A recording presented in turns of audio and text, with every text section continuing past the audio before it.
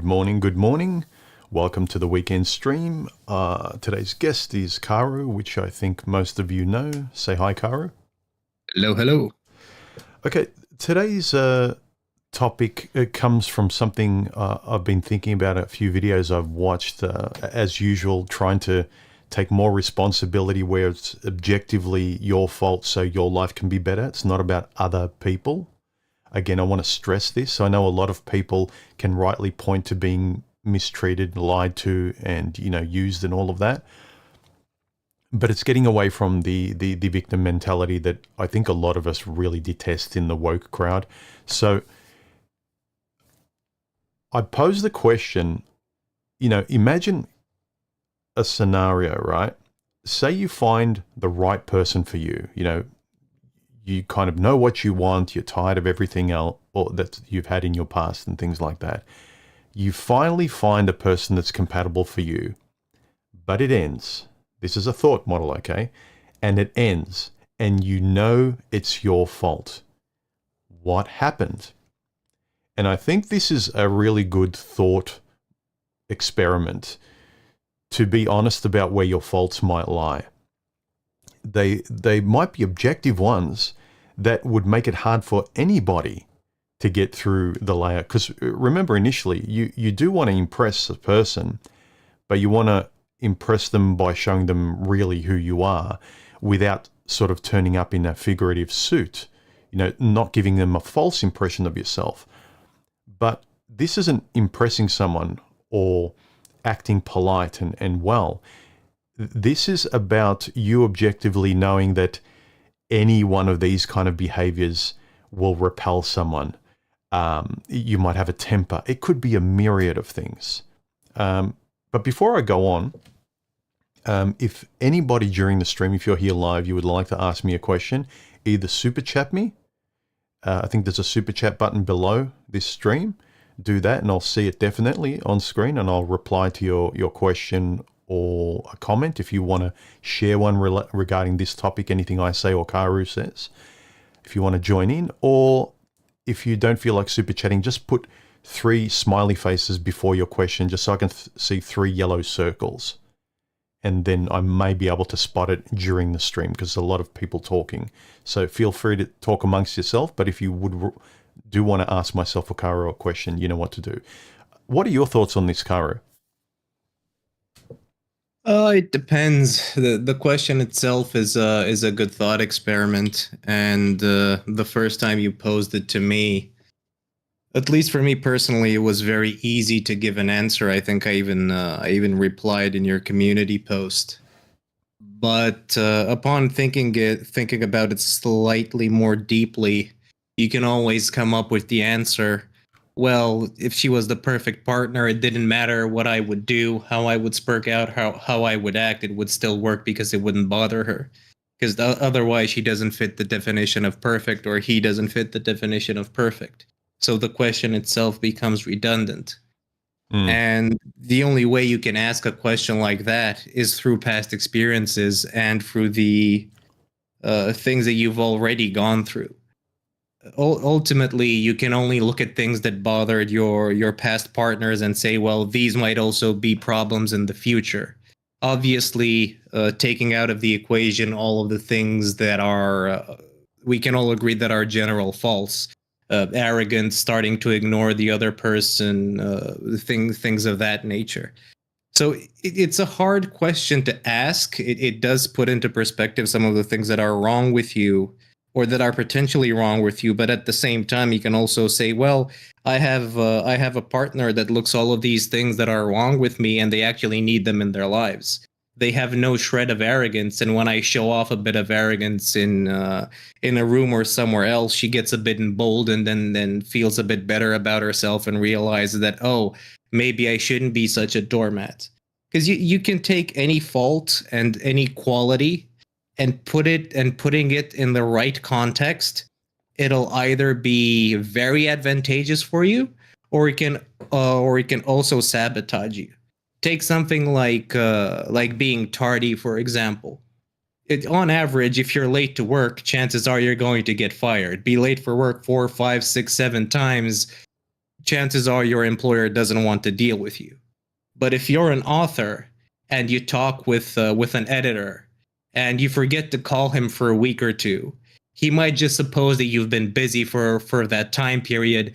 Oh, and he couldn't call me because he was busy dealing with all these other books and he had other projects going on. So it can also be a bit of an advantage depending on the context. Well, what's your opinion on that? Sure. I think it's important to mention also,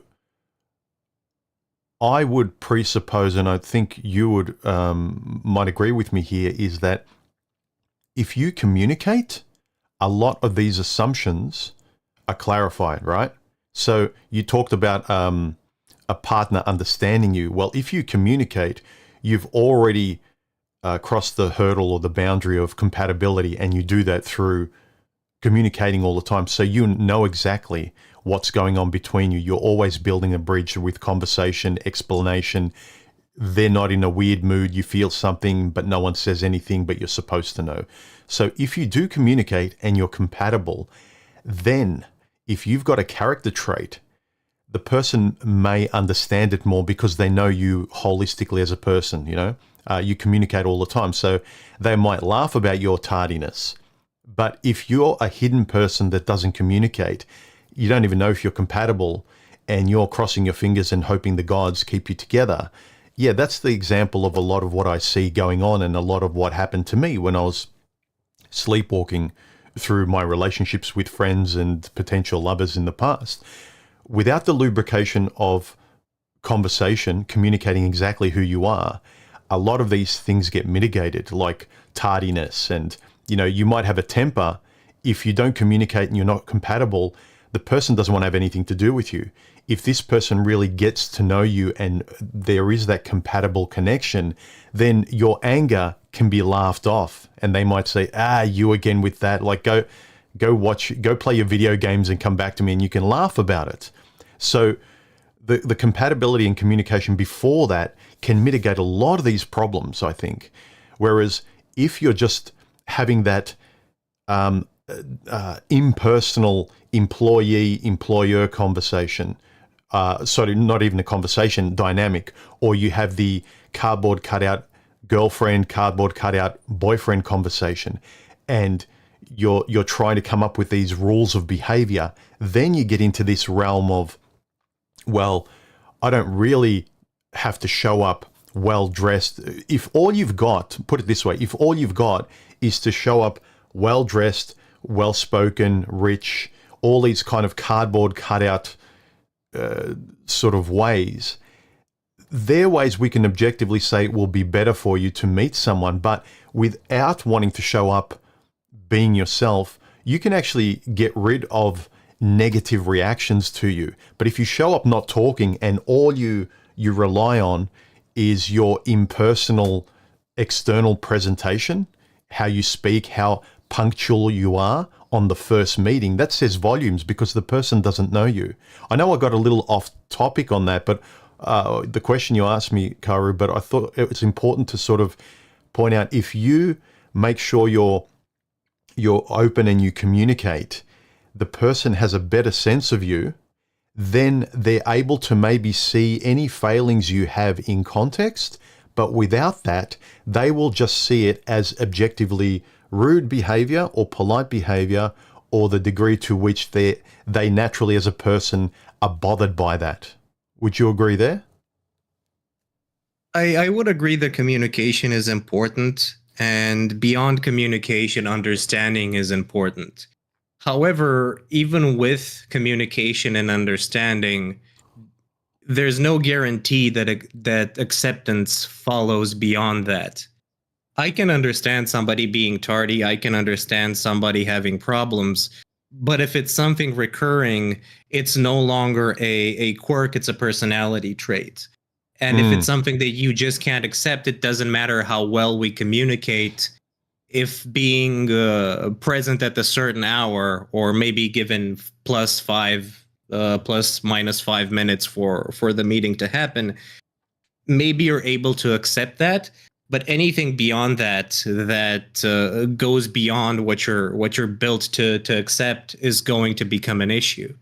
I Yeah. think that what's more important is having a layer of comfort between people where that type of score never kept. Oh, you were late 5 times. I can no longer handle you, and so on and so forth.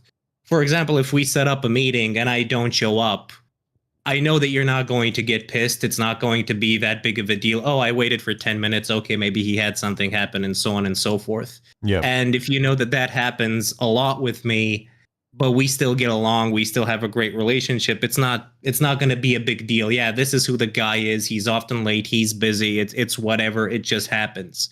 Yeah, I'm not going to But count on you for those things.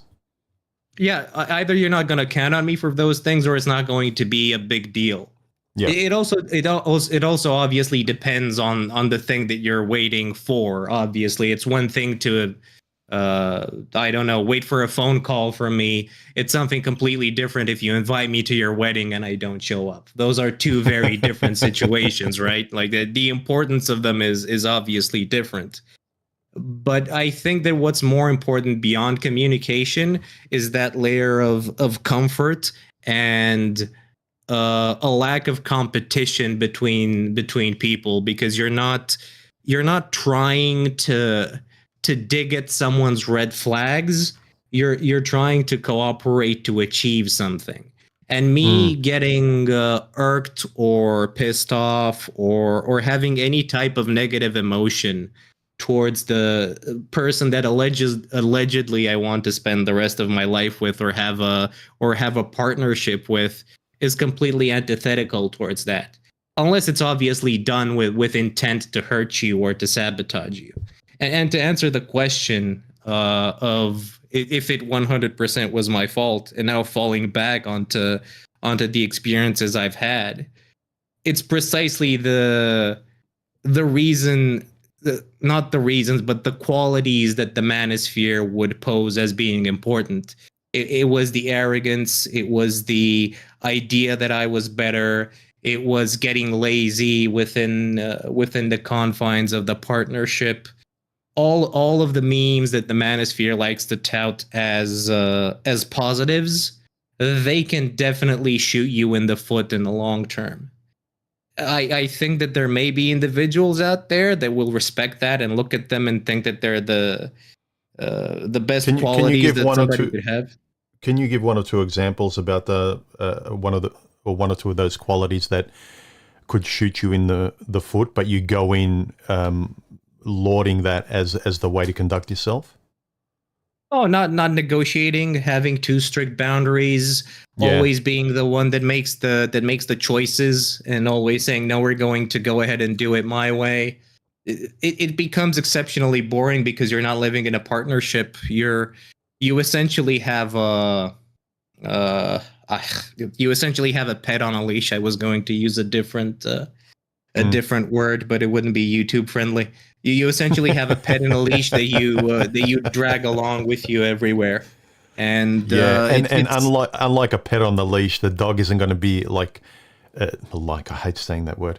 It have their tongue wagging, sort of out, happy to see you. You know, a human being doesn't like being on a leash. They're not like a dog that's going to always be happy to see you and wagging their tail. That's the misnomer everyone has. yeah. Well, they might like it from time to time, or they might like it in situations where that they don't know how to deal with. They might like it in situations of uncertainty where you lead them around because maybe you have more experience or whatever else. But any person that you're going to meet is going to have different qualities, and they may deal with certain aspects of life better than you ever will. I even comparing us to, if we go to a art museum, I'm not going to be able to appreciate the art beyond a very superficial interpretation of it, while you have, just by dint of the life that you've led, your education and so on, you have a very different perspective. And I may look at it and just kind of wave my hand and, oh, what you're doing isn't important, or what you like isn't all that great. But at the same time, that's why we have critics. That's why we have colleges and education in regards to a lot of things that we may not necessarily look at and see as important for ourselves. And there needs to be a layer there of understanding that, oh, well, my life, even if it works, even if it's functional, even if I'm successful with the qualities that I have, it's most certainly not the only way to live and the only way that you can move forward in life. I mean, there are people there that don't even have minimum wage, and they live a happy life. You may call it ignorance, you may call it whatever you want, but they're just happy with the things that they do. They don't need more. Circling back to what you mentioned a little while ago, when I relayed, I'm presupposing you go about things the right way. You show up meeting someone, not really wanting to impress them in a false way, but as genuinely as you can, so you can communicate honestly. So then whatever quirks you might have, and I see quirks very differently to objective faults or areas that any human being would be happy to improve, right? A person who appreciates your honesty and say humility, like, you can put up your hand and say, my fault, I'm bad, I apologize, yeah, I screwed up. That goes a long way to them accepting, say, your faults or sharp corners, if you will, about who you are. That goes a long way. But there are certain things that very few people can live with. Dating is already hard. It's hard because of the environment out there and the politics and how people are conditioned. It's also hard on top of that. It narrows even further finding someone you're compatible with. It narrows even further if you don't communicate and you show up fake. It narrows even further to the point that you are actually looking for a unicorn and you may as well give up if you don't fix parts of yourself that you are embarrassed of or that you continually find yourself saying sorry about or kicking yourself about. Those are the things I think, going back to what you said before, you could still communicate and you find a great person and you're open and you tell them, look, you know what, I have a temper. But even though they're grateful for your honesty, I don't think there's many people that can just live with that. Yeah, you can't just show up, blasting them all the time and saying, well, that's me. There's nothing I can do. I don't know what you're complaining about. I'm being honest about it. That's an example of it doesn't matter how honest you are and how much you communicate. If you have a behavioral trait that repels anybody, that you require a doormat, or as you said, a pet on the leash, that is the only thing you're able to have a relationship with. And if you're someone like you or I that needs a bit of conversation, a little bit of depth, you ain't getting it via a doormat or via a pet that all they can do is roll over and have their tongue sticking out and wag their tail. It's a very, very limited type of communication. It's a very limited type of relationship. So, yeah, just because you communicate, I would agree with you what you said. It doesn't mean anyone can live with it. And especially, say you or I meet someone with our understanding and our communication and so on and so forth, there is just certain types of behavior. It's like, sweetheart, I wish it could work, but I just can't live with this. The person gets annoyed. The person is late all the time, even when you tell them, like, please make sure I have this doctor's appointment. We need to be there at this time. Otherwise, we'll never get in. And it took us 6 months to get this appointment and the person doesn't care. No one's going to forget that. And no one's just going to say, well, that's part of their character trait. If you can't rely on someone and if you can't trust someone to try and work on their sorries, then I don't think there's anyone that can really sustain a relationship long term and feel good, either trusting the other person, respecting themselves, and feeling like they're secure in the relationship. Well, I did that exact mistake. I didn't apologize when I was wrong. I only did it when the gravity of the situation was high enough that I thought it demanded an apology. And I'm sure that had its role in sabotaging a lot of the things that happened in my past. And while I agree, you can brush some things off if they're just meaningless things. You can either turn it into a joke or something that's a bit aloof. It definitely weighs on the other person if it always kind of floats into that area of arrogance of, oh well, it wasn't my fault, it was something else, or you try to dismiss it or ignore it, or just do like they used to in the old cartoons and trying to kind of sweep it under the rug, and you see the dust kind of piling over and over, and you have this big lump under your rug of unaired or uncleaned dust. And yeah, it's not something positive. And again, it's what you said as well. It doesn't matter how well you communicate if the other person can't deal with it. And there's a factor, there's a liberating and a freeing factor that a lot of guys continually overlook. I know women in society and everyone wants you to be always sure of yourself as a guy. You have to lead, you have to be in charge. But personally, there is so much liberation in saying, okay, my bad. I'm sorry. It's kind of like I'm off the hook. I was honest. And there was one or two times in previous relationships where I really felt that. And I felt righteously so because say you're not talking, you had an argument, there's a moment, and then you're the first one, not to apologize, but to rectify the situation. And you're saying, look, I want to say sorry for this thing that I objectively did wrong, what I said to you, how I swore at you, how I yelled, how I blew up or whatever. You come to rectify things with that kind of honesty. Even if it's a strategy, it's the first step that's going to resolve this rather than both of you holding your breath like toddlers.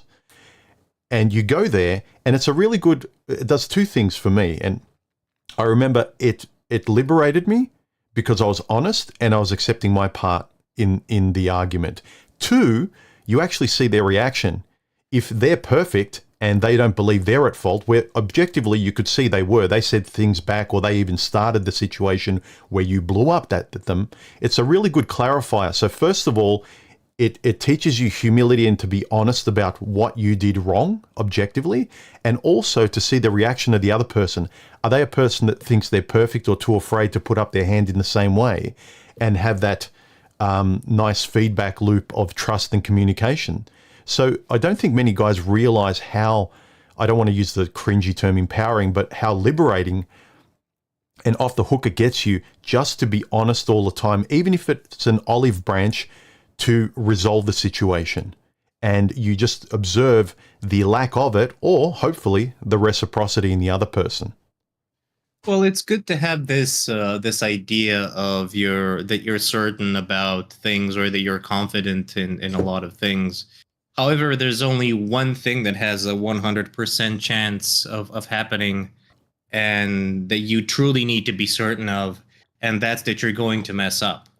And if you approach every situation with that kind of mindset, it doesn't matter how good I am at something, how many times I repeated a certain action, or how many times I went through this same experience, chances are that eventually you're going to mess up. Repeat something enough times, eventually something bad is going to happen, something unpredicted, or you're just not going to pay attention and you're going to mess something up. And I think that's something that kind of needs to be at the forefront of your mind, regardless of what you're doing. You're going to mess up simple addition at some point. It doesn't matter. You just need to be honest about it and realize that, yeah, you're not perfect regardless of who you are. Hell, you can even be me. And, I mess up from time to time. Yeah, Boffin left a comment saying how many men are willing to be honest enough to own the breakup. Women don't seem very good at it. Yeah, I think this lets you off the hook so much. Just even you take away being a third person and observing a situation like a judge. This person, it's the decision rules in this person's favor because they were more wrong than the other person, right? But just personally, it is so freeing and liberating just to be honest about it, and then seeing the lack of it return, or being honest about it and seeing what you can and can't live with is it's really an important thing. This exercise, this question, I thought was really interesting as a thought experiment, because to me it's similar to what you said. accepting that you will screw up. But I've heard it said in another way, where the older you get and hopefully the wiser you get, you realize you know less than what you thought you did before. So you're young, to take risks, you've got to have a level of sort of, naive, say, certainty or courage. And you have to think you're better or know more than you do to be able to take steps forward. But then you get to a certain point where you can't pretend to be as naive in a certain situation. How many dates with the same type of person dating the same way, you just feel the ambience of deja vu in front of you in the dress over and over again. And you're just turning up like a tape recorder pressing play. And you have to reach a point where you have to drop that pretense and just be you. And when you start doing that, your antenna starts to go up and you start to see whether or not a similar kind of honest, humble you is actually coming from them as well. And if you don't, you actually see, they're acting like me and every other girl I went out with before. I can actually see a separation. I'm tired of all of that. I want to consciously practice just being me and honest and putting my hand up and admitting fault. I remember there was a question I used to ask that kind of plays into this. I've mentioned it once or twice in previous videos, where you first meet someone, you like them, and just a whole bunch of playful questions and, questions about the past and who are they, family, how do you, father, mother, sister, relationships, what happened in the past, or what didn't you like, not looking for specifics into their life, but I just want to know how they think and what they've learnt. And part of the what they've learnt question that I liked asking, and it wasn't, again, me being mean, it's just I'm there to find out how they think and what their values are and who they are. And I would often ask some of these dates that were interesting, but I hadn't yet figured out if they were compatible. I'd ask them questions like, if there was one thing you could improve about yourself, what would it be? And it's similar to the interview question they ask employees, what's a fault you have? And the level of honesty that comes or doesn't come from that can tell you volumes. And especially when I got older, the amount of stock answers of, I'm too good, I'm perfect. And at some point you go, come on, sweetheart, we're both middle-aged. Why would we be here if we were perfect? Come on, please. Yeah, but looking at Boffin's question, I think it's a bit disingenuous, because I don't think that him and his ex-wife have the same reasons for breaking up. I'm sure Boffin has his reasons, and his wife's are going to be completely different. And even though Boffin may have very legitimate criticisms towards his wife's reasons, she has very legitimate reasons towards Boffin's criticisms, and so on and so forth. I think that a lot of the times it's a short circuit in communication and truly understanding each other. Because let's use the classic example. Well, we never go out anywhere. I'm here at home. You're always going out for work, and we never do anything interesting. Well, she's right, because she's stuck in the house all the time. She doesn't get to go out.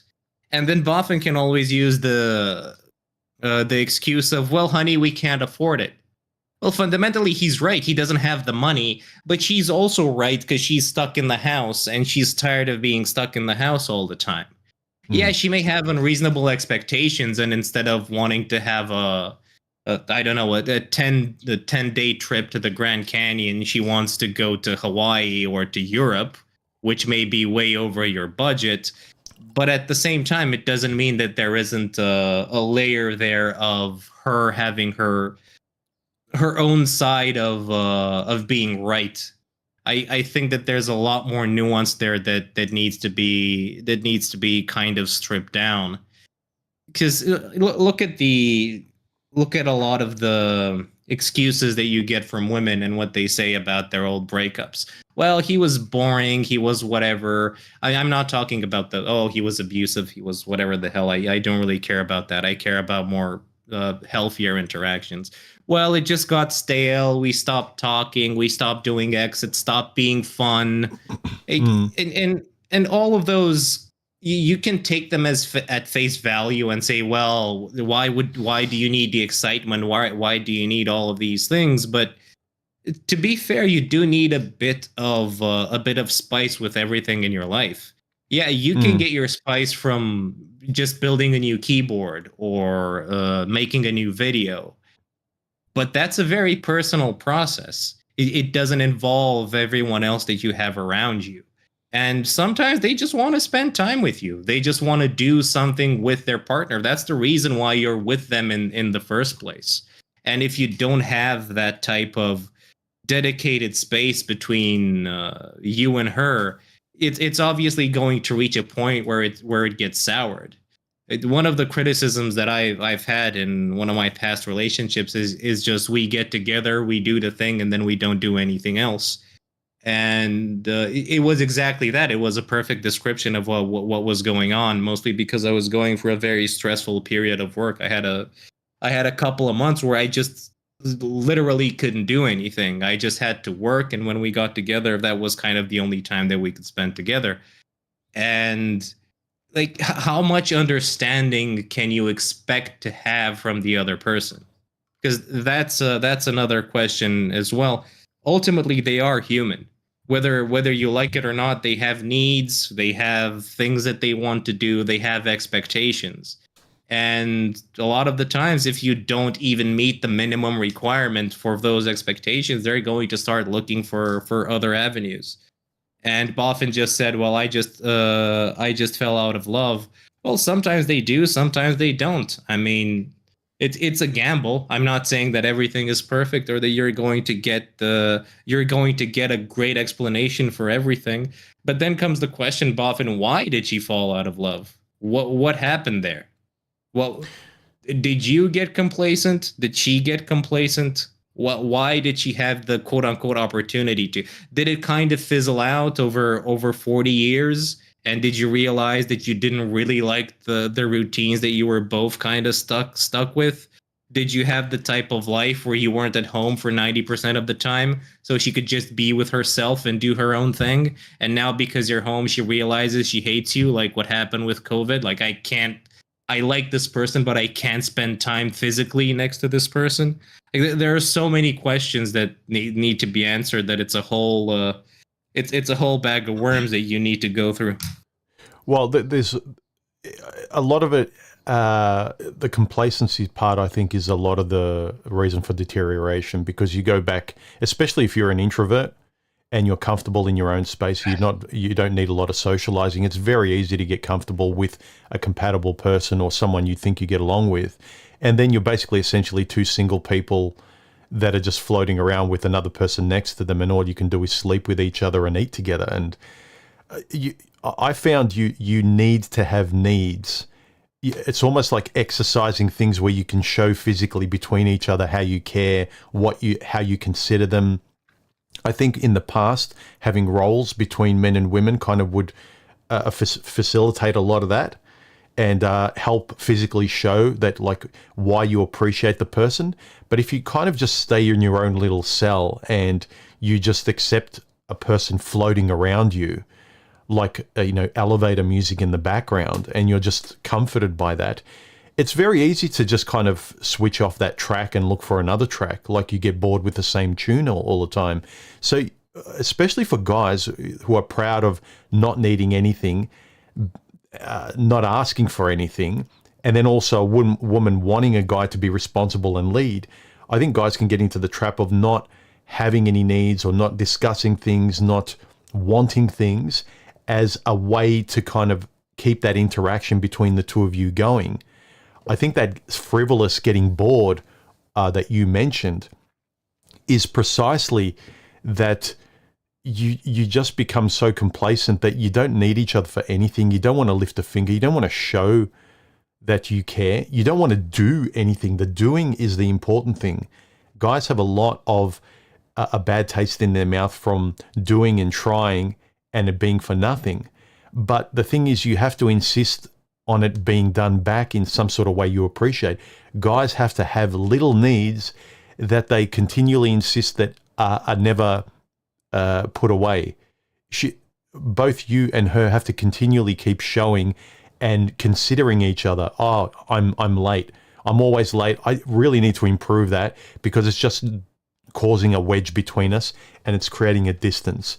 And being able to chip away at, smooth out your sharp edges, I think helps you as a person, not just in your relationship, because if you're happier in your relationship, you're happier overall in your whole life. But if your relationship is becoming more distant and it's just all about you, you don't talk, you don't want to improve any objective faults or things that you think would help if you improve them, then the central relationship is going to feel really awful. You are going to have you will find spending more time at work is better.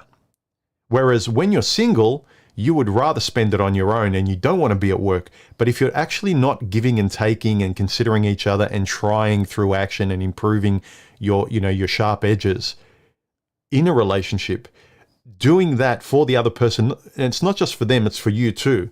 You get a great feedback loop happening. It improves your life overall, your perspective, how you think. And it's not just this kind of little video game bubble that I hear a lot of guys talking with, as though they're in some movie where they're the hero and it's all about them and making money and having status and being strong and everyone applauding them like they're a gladiator in the arena.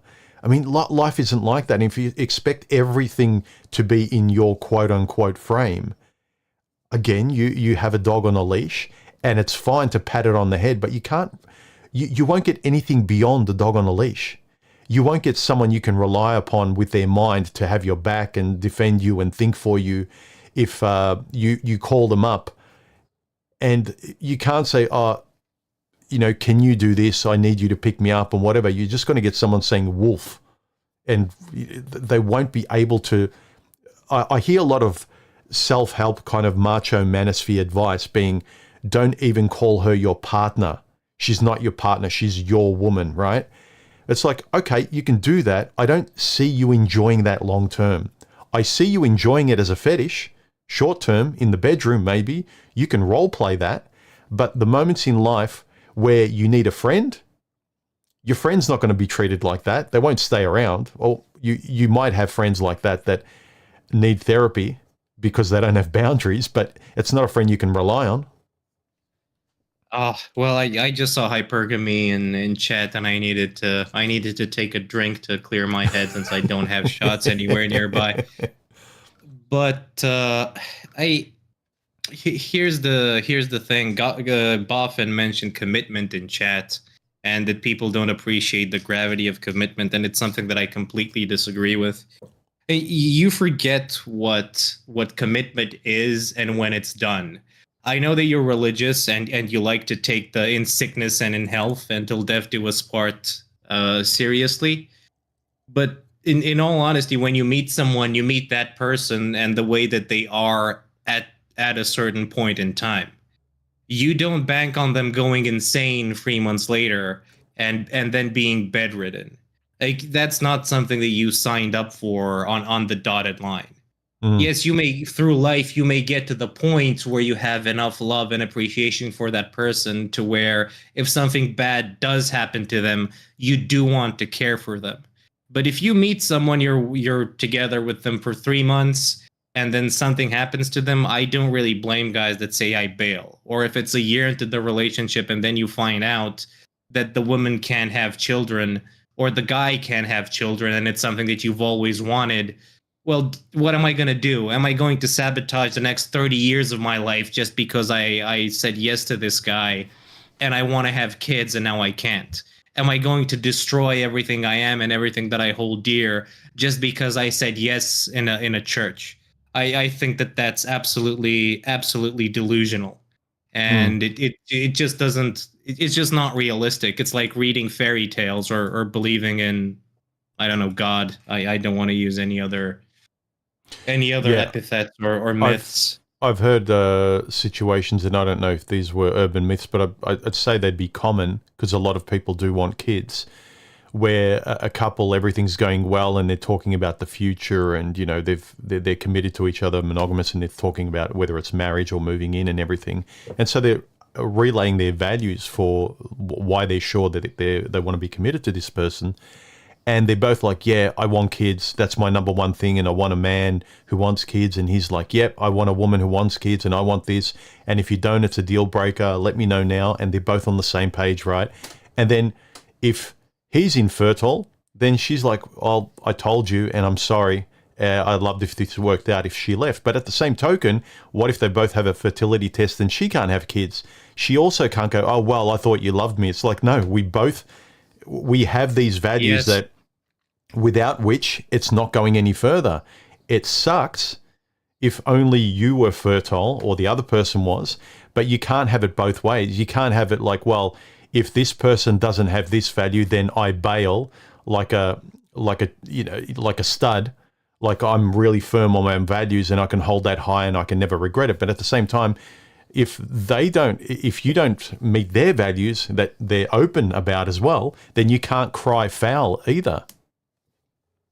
Yeah, well, I'll give you an example that I've had pretty close to home. One of the people that I know dated this girl for about 2 years, and he thought he knew a lot about this person. He went at her house, he met her parents, so on and so forth. They had a pretty good, quote unquote, good relationship going on. And after they got married, it turned out that this woman had a kid, and the kid was 7 years old. Throughout the 2 years that they were dating, she made sure that the kid was never around so this guy could ever see the kid.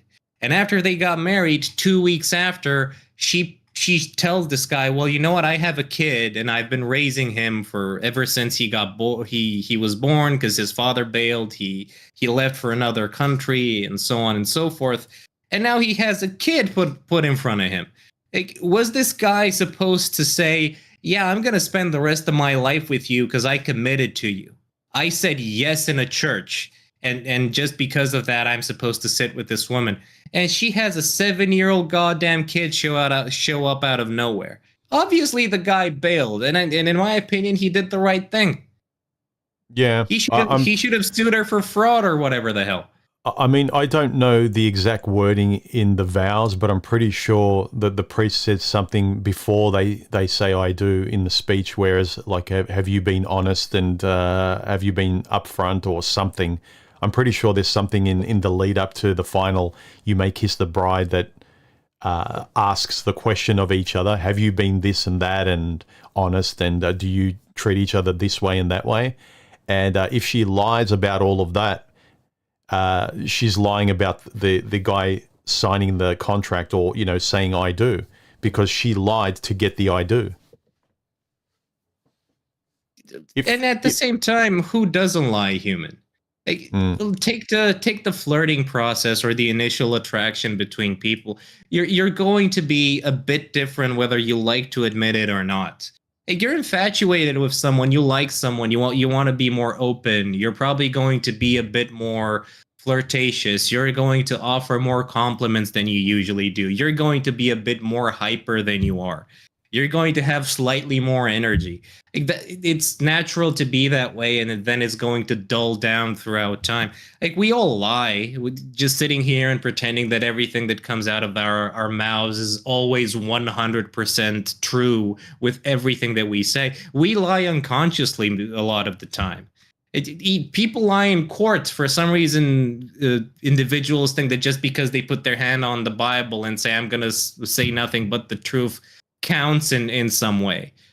People lie. That's just a fact of life. The most important thing is getting beyond that initial attraction and that initial infatuation, seeing if the mundane, if the day-to-day, if the grind, if the things that you're going to do from now that are going to be the same things that you do 40 years from now are still going to be enjoyable with the person that you're with. And are you going to sabotage those Or are you going to keep enjoying them? Because if you enjoy having a meal with someone, because you eat 3 meals a day, allegedly, right? People usually eat 3 meals a day, or at least that's supposed to be the rule. If every time you sit down at the table, you enjoy the company of the person that's next to you, and it doesn't matter what you talk about. It can be the weather, it can be the paint drying on the wall, or it can be some philosophical thing, because guys like to be intellectual with their girlfriends nowadays for whatever reason. If you can just enjoy that time that you have together, you're golden. Because that's the majority of the time that you're going to spend together. It's not going to be what the manosphere says of sex and making money. You're not going to have sex 40 times a day. Like, during the day, you have other things you need to do, and sex is going to be 2% of the entirety of the time that you spend together. Maybe even less in some cases. Give or take. A bit less, a bit more. If it's Rocket, he never has it. He just lies about it. So it depends. You need to enjoy the mundane, the day-to-day, or at least you need to be able to tolerate each other. I was thinking also after what you said a moment ago about your friend, how the woman sprung a child that she was knowingly keeping from him. I think that everyone would agree there's a difference between knowingly deceiving someone like that by hiding something that would be a deal breaker. And I've heard this many times, whether it was in my own dating life or other people's, that one person hides something that objectively is a fault or baggage or a character flaw, what this whole stream is about. Something that everyone would be not be repelled by, but a high probability that it would sour or lower the feel-good ambience of a date. So you keep it hidden to keep the relationship going towards the bedroom, and everything's got to be feel-good. From the guy's side, it's don't talk about religion, don't talk about exes, so keep it all lighthearted so you get to the bedroom. And I'm sure women do the same thing, guys do the same thing. They omit things that would make the person go, well, okay, that's changed the mood. You know what? This doesn't feel good. Nice meeting you. See you later. So people avoid this thing, but this is exactly why it's important to learn to be able to express this stuff confidently, lightheartedly, like you don't care, you're being honest, and if they don't like it, fair enough. Because there's a difference between, say, a woman can't hide it. Her hiding a kid is not that she forgot. She's actually hiding it. But you could have a situation, I'm thinking a woman can't do this, but a guy, it would happen to him, where he didn't know he got someone pregnant, and she marries him, and then a year or two later, knock on the door from a previous ex, it's like, hey, you got a kid. And so that's also another test, like, well, it's not his fault, but you also didn't sign up for it. You had these plans, you got married, and all of a sudden here's a baby from some dumb bimbo he had a one-night stand with. That, again, you didn't sign up for this. It may not be his fault. He didn't lie, but again, should you stay till death do us part? That's a tricky one. Maybe later on, you've been with him for 20 years, and a knock on the door is from like an 18-year-old or something, or 20-year-old kid wanting to just know who his father was. That's different. So, yeah, the reality of what you can live with, and especially what you said, just the basics of, do I enjoy spending time with this person a lot? Or do I have to continually spin these plates of success and six-pack and holidays and be in my frame and, you know, witty repartee and all that kind of stuff? Or can I just relax and hang out with them like I do my friend or family, and just exist with my own conversation? You know, is that good enough? We over intellectualize a lot, and I did a lot, and I found the answers to a lot of this stuff was just stripping it down and simplifying it and letting go of all the kind of highly PhD level intellectual stuff, because you can get very much caught up in that. You get to know so much in the manosphere and externally. You watch psychology videos and read up about social dynamics, and you are more well informed, but it matters less and less. And in fact, it goes against you because it debilitates you in that normal human everyday kind of interaction with people. And without going too far, it's really, do you enjoy being with that person and why? The why is, that's good to kind of intellectualize a bit, but importantly through conversation with the other person, find out exactly why and confirm why you like being with them. And if it's not about values, if you're not open about it, then it really kind of, it might be just your hopes of things working out with a chick who looks good. But yeah, what you can live with and what you can't live with is very important, and sometimes it's hard. But at the end of it, you got to make a choice. Can I live with this character trait? Can I live with someone who has a kid that they lied to me? It's not just about the lie. It's like, okay, even if I care about them and I can forgive them for the lie, can I live with someone else's kid? Can I commit to a lifestyle that I didn't sign up for? Well, I think you stopped too early with that. I'm sad that you dropped the whole psychology thing, because there are a couple of things that should be mentioned in regards to that. And one of it is the spread of ignorance. A lot of the books that people like to read, they don't realize that the books that they read, they're books made for the general public. If you pick up a psychology book, a self-help book, a history book, it doesn't matter what it is. If you pick it up from a library, chances are the book that you're picking up is specifically made for a general audience. That means that I can understand it, you can understand it, somebody that works in the field can. Everybody should be able to relate to that book, unless you're buying it from a specialty section and you're going to a faculty library. That's something completely different. And this, while it can have the effect of helping you understand something, it also has the opposite effect of breeding ignorance, because you're not a specialist in that domain. How many times have you seen guys watch a YouTube video about narcissism and then they start to see narcissism everywhere? It doesn't matter who they fucking talk to, everybody's a narcissist.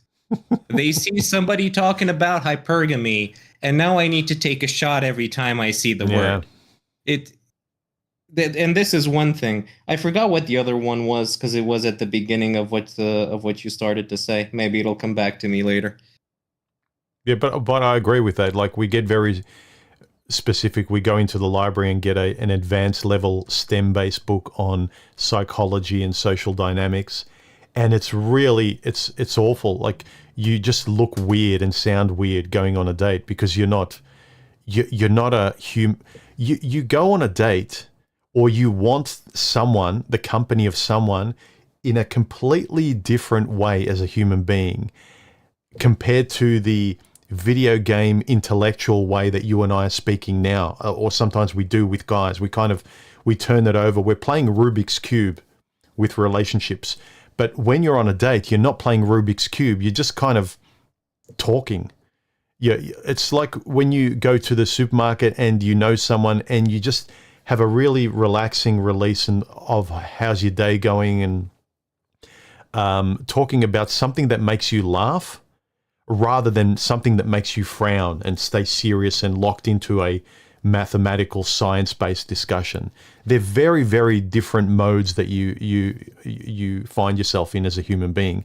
And when you go in, feeling powerful and knowledgeable about, I'm in control of this date because I'm an expert in this field and I can't be hurt, that's very different from, I'm cool going on a date. I hope this person's friendly.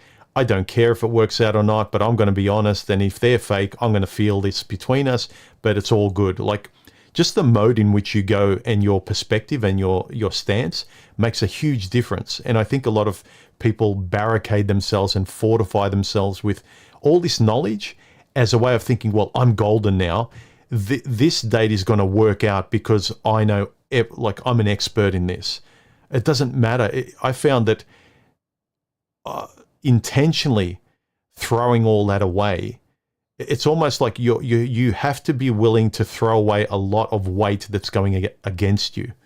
The reason I'm having a problem, despite learning my lessons, is that I'm compounding it with theory from a whole bunch of people who have been traumatized, like myself, but then almost using justification in words and theories to make themselves feel better and blame the other person and label it a disorder, and confusing what should be very simple. Does that make sense?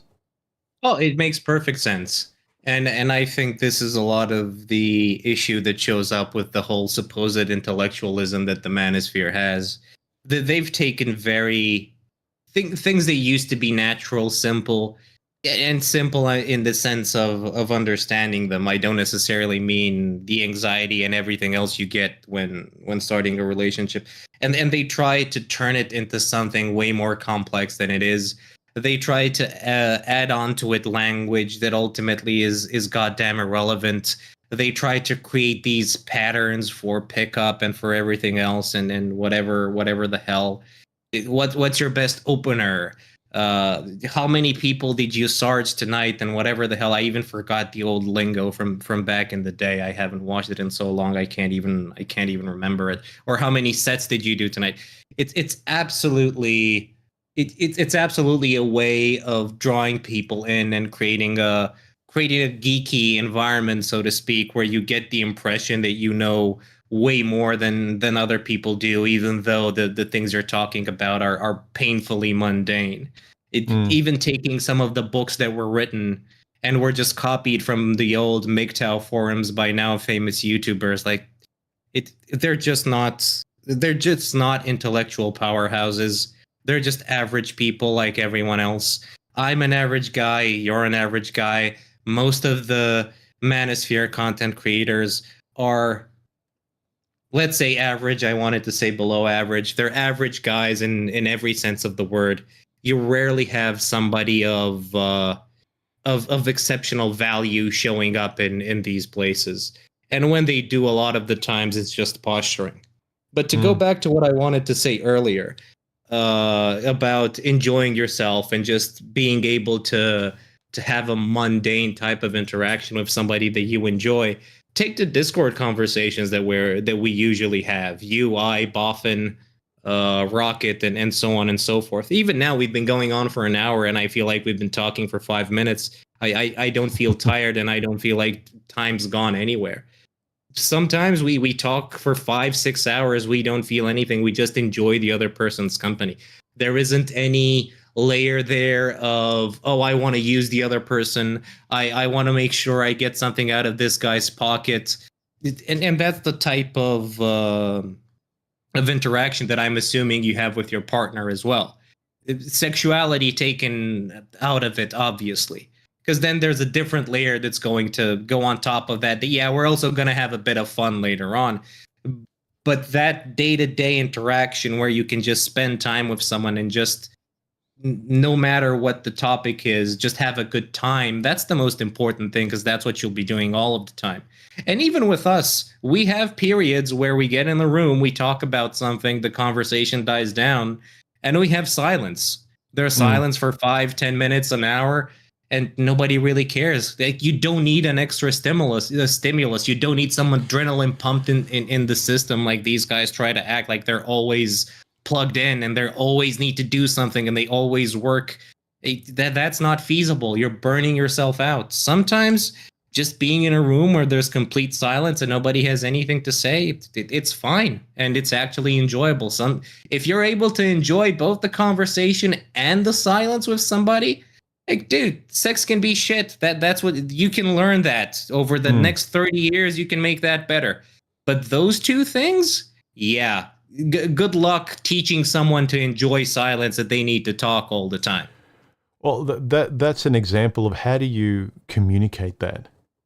You know, I realize that when you're lost, you're looking for, for a foothold and handles by which you can better understand things. And I think the manosphere and science and all these very intellectual conversations, even psychology, can help put post-it notes on otherwise undefined terms that can help you. I kind of get that now. Even I can see the relevance of, you know, you're confused about, you always react a certain way with girls and dating, but your friends never do.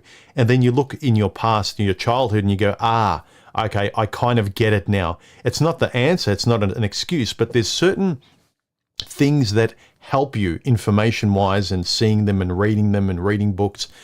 But how do you, they want that same level of scientific 1 + 1 = to understanding from what you just described, just hanging out with a person. How do you mathematically convey to some of these scientifically minded people the ambience of being with someone you enjoy being around? And they'll start to delve into the, you know, the 1 + 1 = this is why, that's why.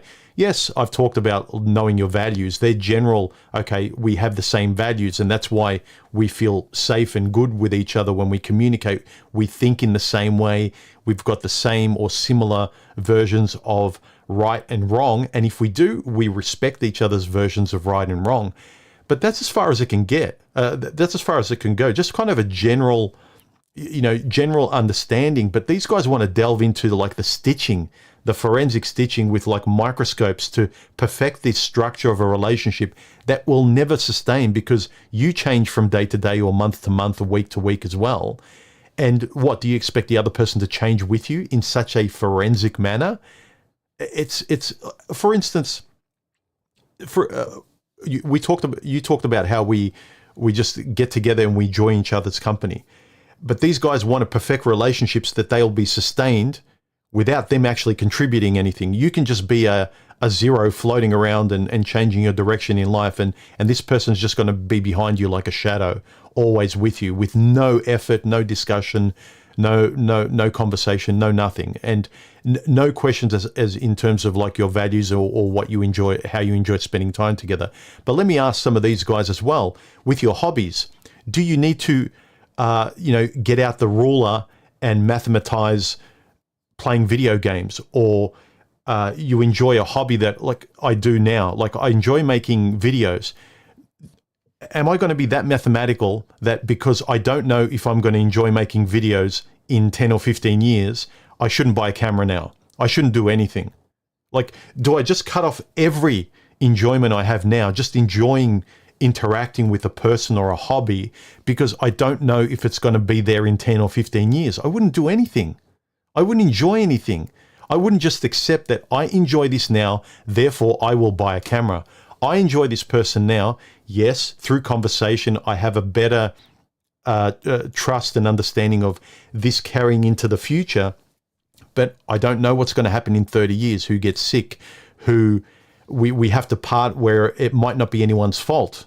No one's a villain or a saint in this situation, but it might be testing, it might be whatever, but no one has this kind of non-scientific faith about just knowing why they like what they like. It's okay, and you don't have to hold on too tightly.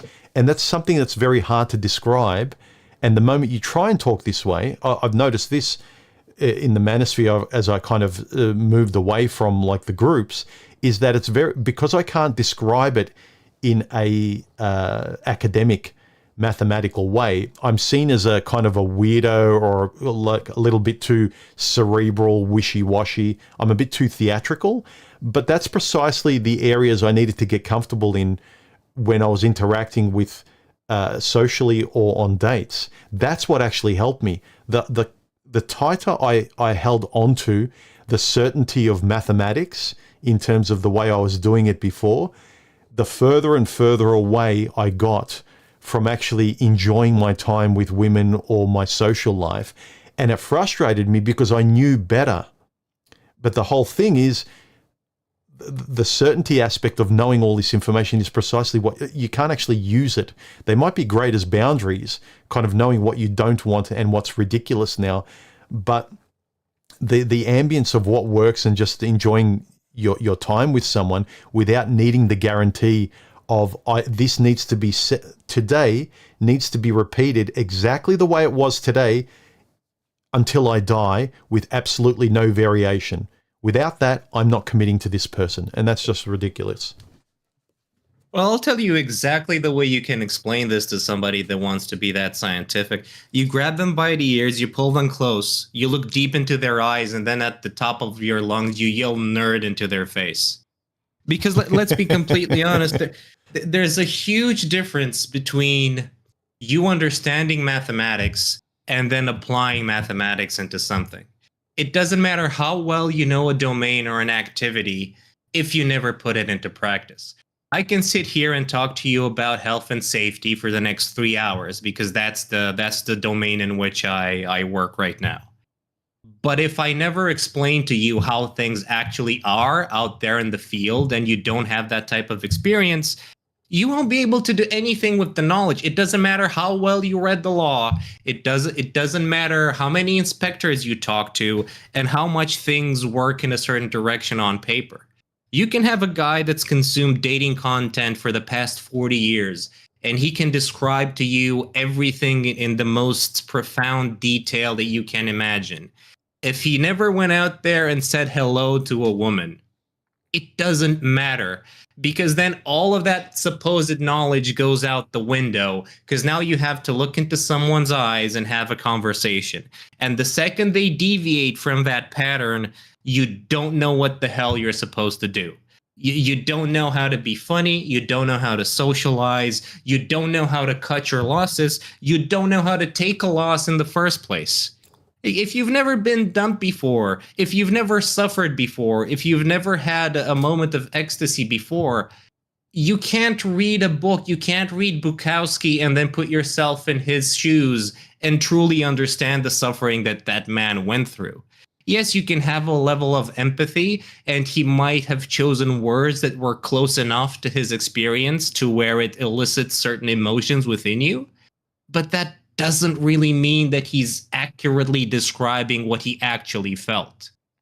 It's similar to I'm sure you've been at funerals, and in my particular case, I was to one recently where somebody was clearly playing the part, where they were writhing on the floor and pretending that they were so hurt because exact. And you can tell that that's an act, and you can also tell the person that's genuinely suffering. And it becomes obvious in the dating world when things like that happen. You're going to see how natural a guy that said hello 10,000 times before is going to say hello, and how he's going to approach someone. And you're going to see someone that just read a book and now he's trying to show off to his friends, get shut down, and then he's like, all these women, they're all the same. It's hypergamy, it's whatever else. I didn't have my stilts on, so I wasn't 6'2", I was 6'1", and that's why I failed today. I don't know why there's this emphasis on the more, let's call it the more scientific end of the spectrum. Because when you go out and when you talk to someone, people aren't really going to know if you're 6'1" or 6'2". They're just going to know they're taller than me or they're shorter. You know who's going to know if you're 6 foot? Somebody that's 6 foot is going to know if you're 6 foot because you're the same height as him. They're going to know if you're taller. They're going to know if you're shorter. If they're in that vicinity, they're going to know where you are. But you know one thing that everybody's going to be certain of? If you're goddamn ugly or if you're goddamn attractive, because they're going to look at you and they're going to say, or they're going to say, And those two reactions you can't really fake. Yeah. Yeah, that kind of ambiguous personal thing where no amount of theory, no amount of perfect library and information is really going to matter. Like it's the accumulation of all of that brought you to this point, and you'll be able to kind of eliminate certain sort of extraneous elements that kind of butted into previous problems when you go on a date. They can kind of serve to eliminate that, or now you don't select these kind of women, or you can kind of just tell by objective ways in which they look on their profile or what they say. You can eliminate people fairly quickly, but to actually look for compatibility is jumping into that soup and having just a natural discussion. So I think a lot of the information at best can eliminate things to your benefit, so you don't waste time doing things blindly. But what you actually choose, I think, has very much less to do with manosphere, self-help, all of that. That stuff is really great. And I think that's why the self-help, male self-help, all self-help is very good at telling you not to touch the hot stoves and what not to do and what is bad behavior. But it's not really good at telling you what to look for, because unfortunately you can kind of touch on it, but most of that, what's good for you, is very subjective. Objectively, there's a lot of Sorry, but you know what the problem with that is, human? It's very easy to say to someone, don't touch the hot stove. But nobody out there is teaching you how to turn the goddamn stove off. Because you can look at a hot stove and there may be solutions for that hot stove. You can look at any problem and at any red flag. And if you have a malleable enough person that actually likes you and wants to cooperate with you, through some of those things you can work out solutions. They can change. They can understand that, oh, this is a person that I can trust, so I don't need to have my guard up this high. Like, I'm willing to bet that in your current relationship, there are things that you're comfortable doing that you weren't in relationships that you had in your past. There are certain decisions that you wouldn't make now that with other girls you wouldn't have made. And nobody ever talks about that. It's like, oh, it's a red flag. Never talk to this person, period. It's like, well, it depends. What is the red flag? Is it something that they can work on and they can change? Or is she a serial killer? Because one of them, I'm not going to want that in my life no matter what. Like, if she has tattoos, well, maybe it was a stupid decision. Maybe there's something that actually mean a lot to her. Maybe they have a lot of meaning. Maybe they were just stupid. Or you don't know. And unless you talk to the person and realize where those come from, because I've been looking to get some ink, and I saw a couple of very, very dumb tattoos, and then you look at them and you read the story, and it's, oh, this is a drawing that my child with leukemia made, and that's why I got it on my skin, and it's an abhorrent drawn tiger or whatever the hell. And it's, well, I wouldn't get something like that, but I understand why that person might have felt the need to get it. And it's, well, I mean, can you, maybe it's not the most aesthetic thing in the world. Is it really a red flag? I don't think that it is. Like, it doesn't matter. Like, whatever, well, water under the bridge.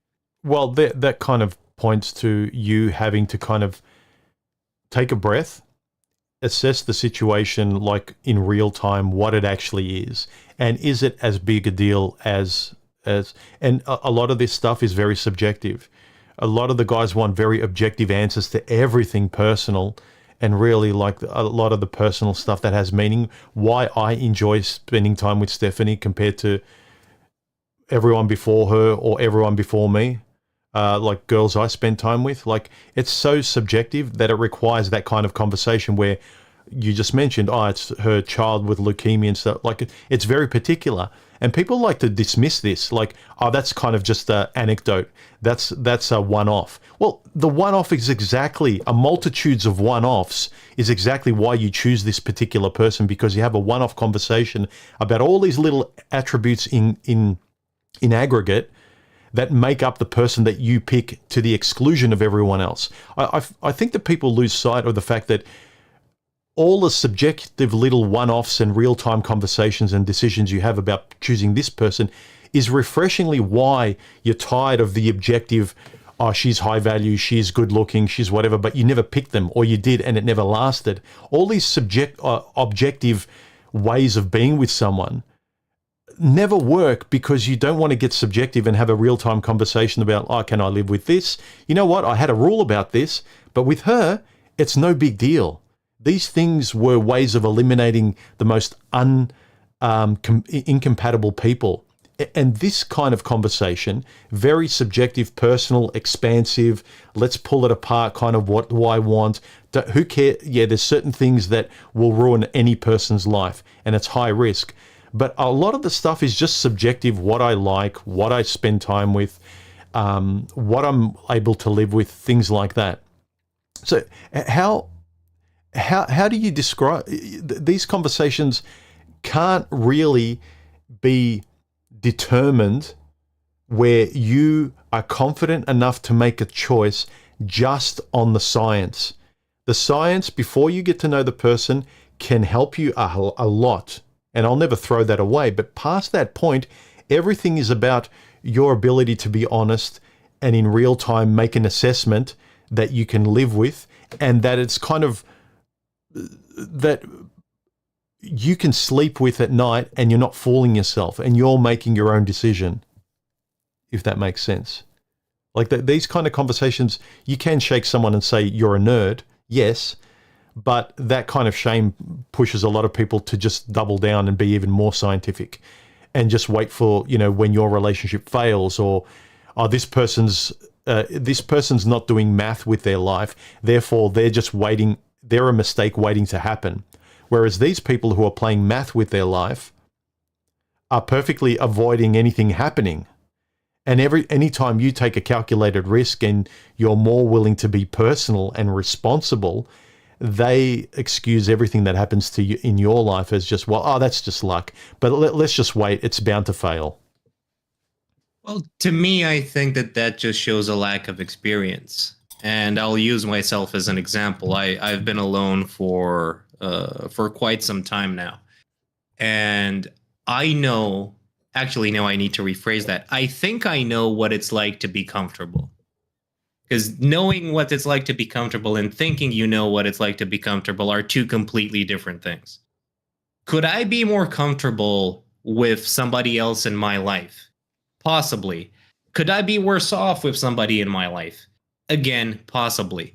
I've had the experience of somebody leaving with me and I wanted them out of the house after a couple of days because I just realized that, yeah, we're fun when we get together, but if I have to spend more than a couple of days with you, it's goddamn torture for me. Now, is there a situation out there where somebody can come in and they're completely neutral? I don't think like my life has changed in any direction, whether it's positive or negative, obviously, and that can happen. Now, is there also a possibility, like in your case, if somebody comes in and it's a net positive? Oh, somebody cooks from time to time. I can have a decent conversation. I don't get bored. Yeah, sometimes I do have lows that are higher than they used to be when I was alone. But the amount of positives that I get are way more often and way bigger than they were when I was alone.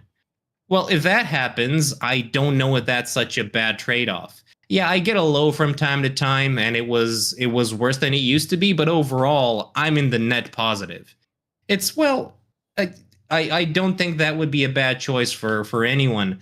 And when you hear guys that try to break this down, I think it just denotes that they've never truly had anything positive in their lives that they can refer back to besides very fleeting moments. I mean, there's a reason why there's such a big emphasis on the physical at the end of the day, because if that's the most pleasurable thing that you've ever experienced, what other things are you going to relate to? Do you remember the cliches back in the day of, I like long walks on the beach and so on and so forth? Well, at some point, there were people that genuinely enjoyed walks on the beach and just holding their partner's hand and having a conversation. And that really used to be something important and that they really liked. And it probably was better than what they did in the sack for 5 minutes. 3 if you're me.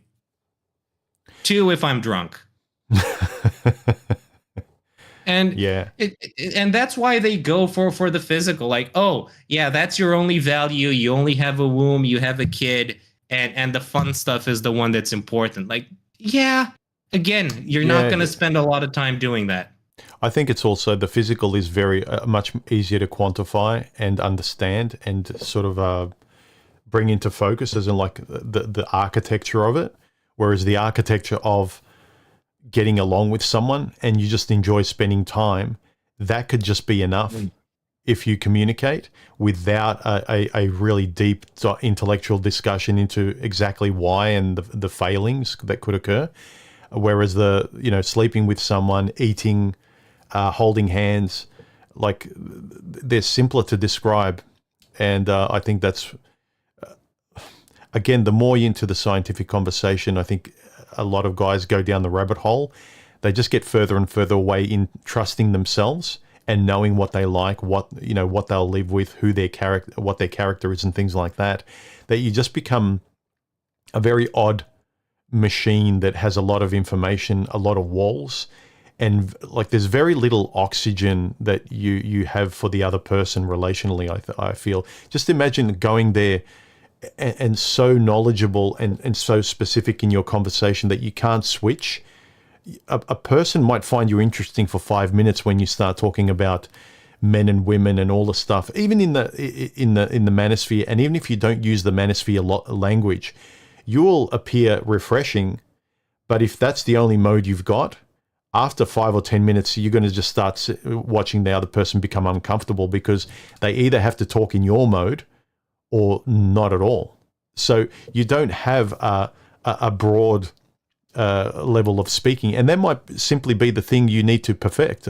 Circling back to the central topic of the stream, are there areas where you could improve? Was your single-minded, obsessive way of relating to a person always looking for landmines and being so political about men and women? Was that the thing that kind of just drove the person away, and you couldn't just go for a weekend away with the person and have a nice meal and have breakfast and enjoy watching a movie without politics coming through in everything you said? Any more than as a guy, if a chick just kept talking about romantic things or whatever it might be, just a specific type of wheelhouse, and a wheelhouse that they imbued every observation in life through. It's kind of tiring. You have to actually fake being in that way of speaking all the time. But if you want to just be a normal human being, or you want to have different bows in your life, like you expect the person to relax and not always talk the same way. But I'll tell you exactly why it's popular. It's because, first of all, it's the lowest common denominator. A Sandman can relate to the physical, and Stephen Hawking can relate to the physical. Like, that's one way to bridge the gap between the gutter and the ivory tower. Every guy that lives and every woman that's alive can relate to the physical. And it's also popular because when you put things in metaphors that say maintain frame, you never need to change. Like, who doesn't like to be told that they're perfect exactly the way they are, and they need to find someone that appreciates them exactly as they are? Like, yeah, everybody wants that. Yeah, you never need to grow. It's kind of ridiculous.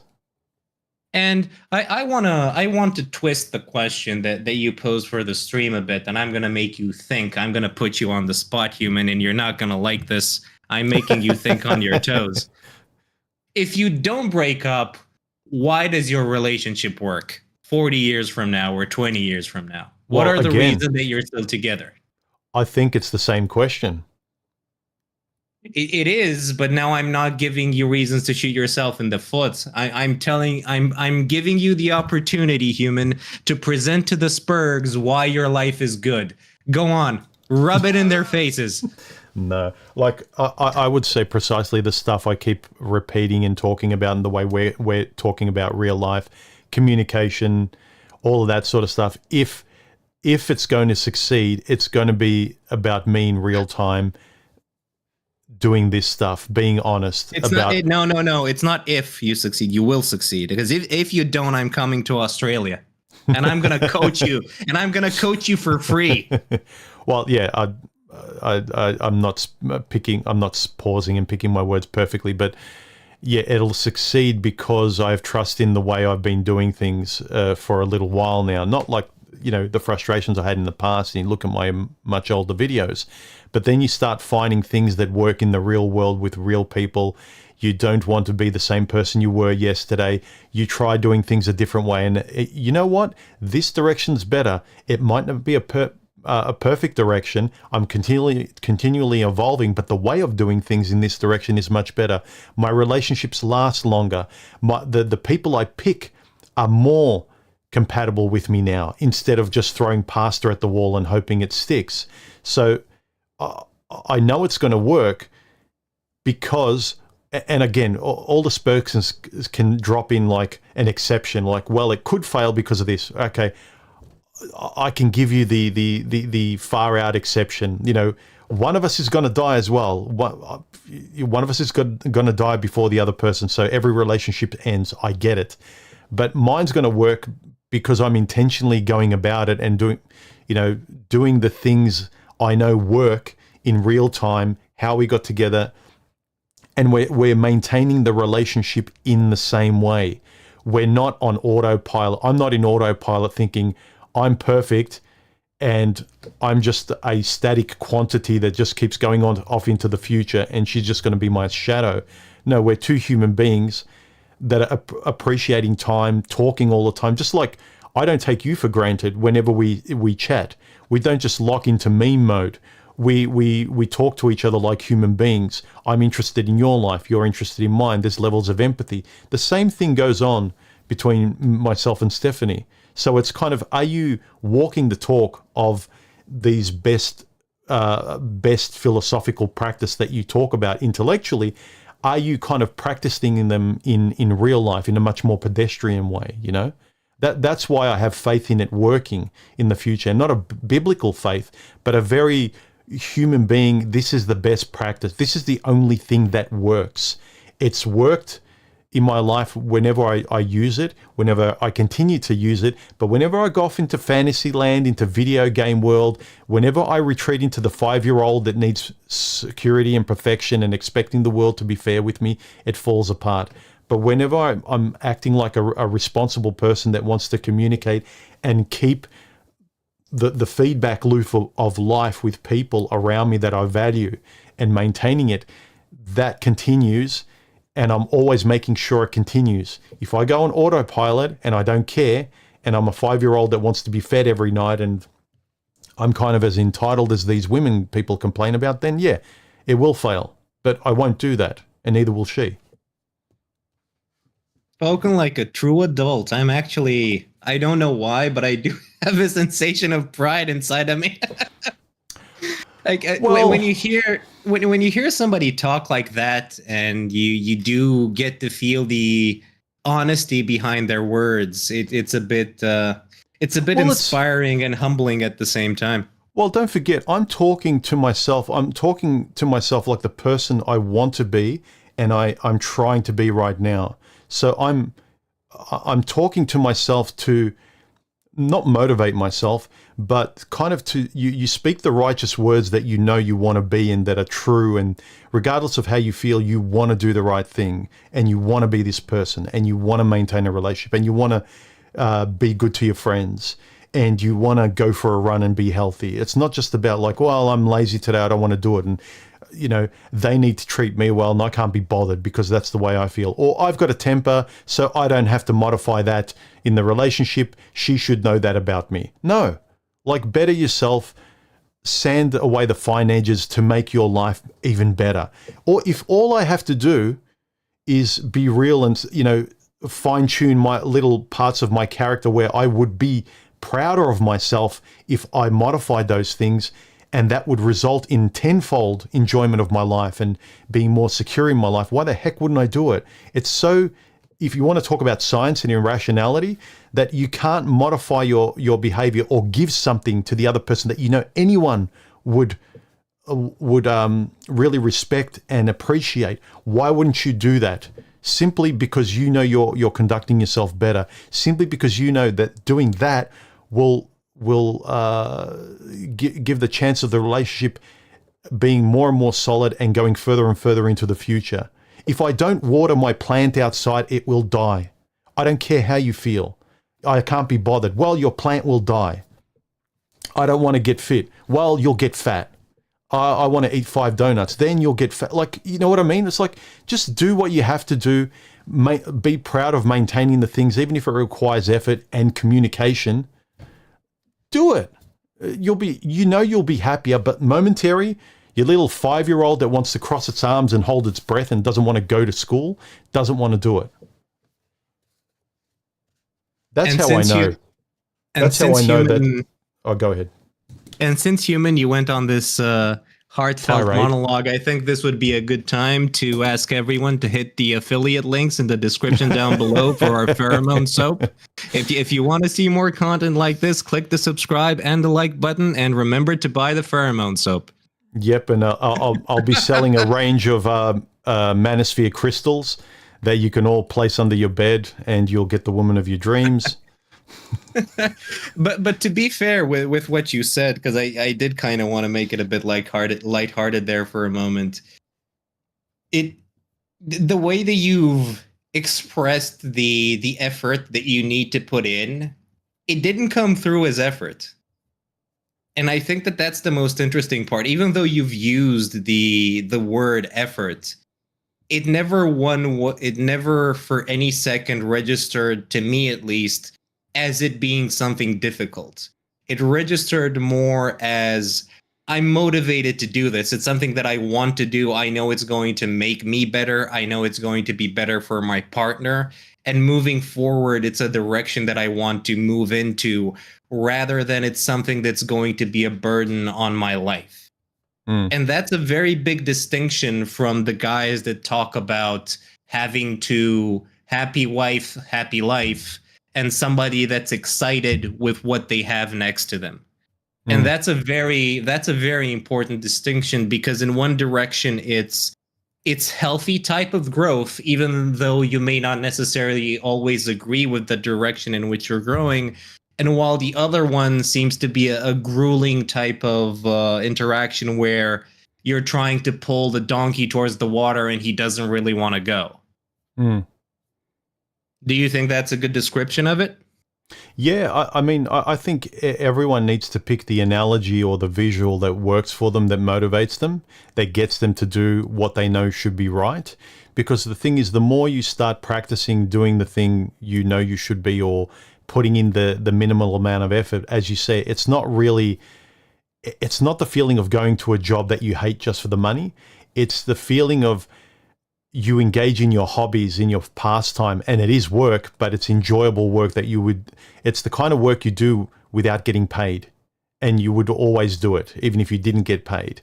But the thing is, when you do this work, you do get paid, Karu. This is my feeling. Like if I do this social human being kind of work where I get paid in the results afterwards. I don't want to go for a run, I do it, and afterwards I get paid by the quality of life, or endorphins, or feeling proud, or I burnt a few calories for the extra couple of donuts that I wanted to eat beforehand. I did what I had to do. So you do get paid.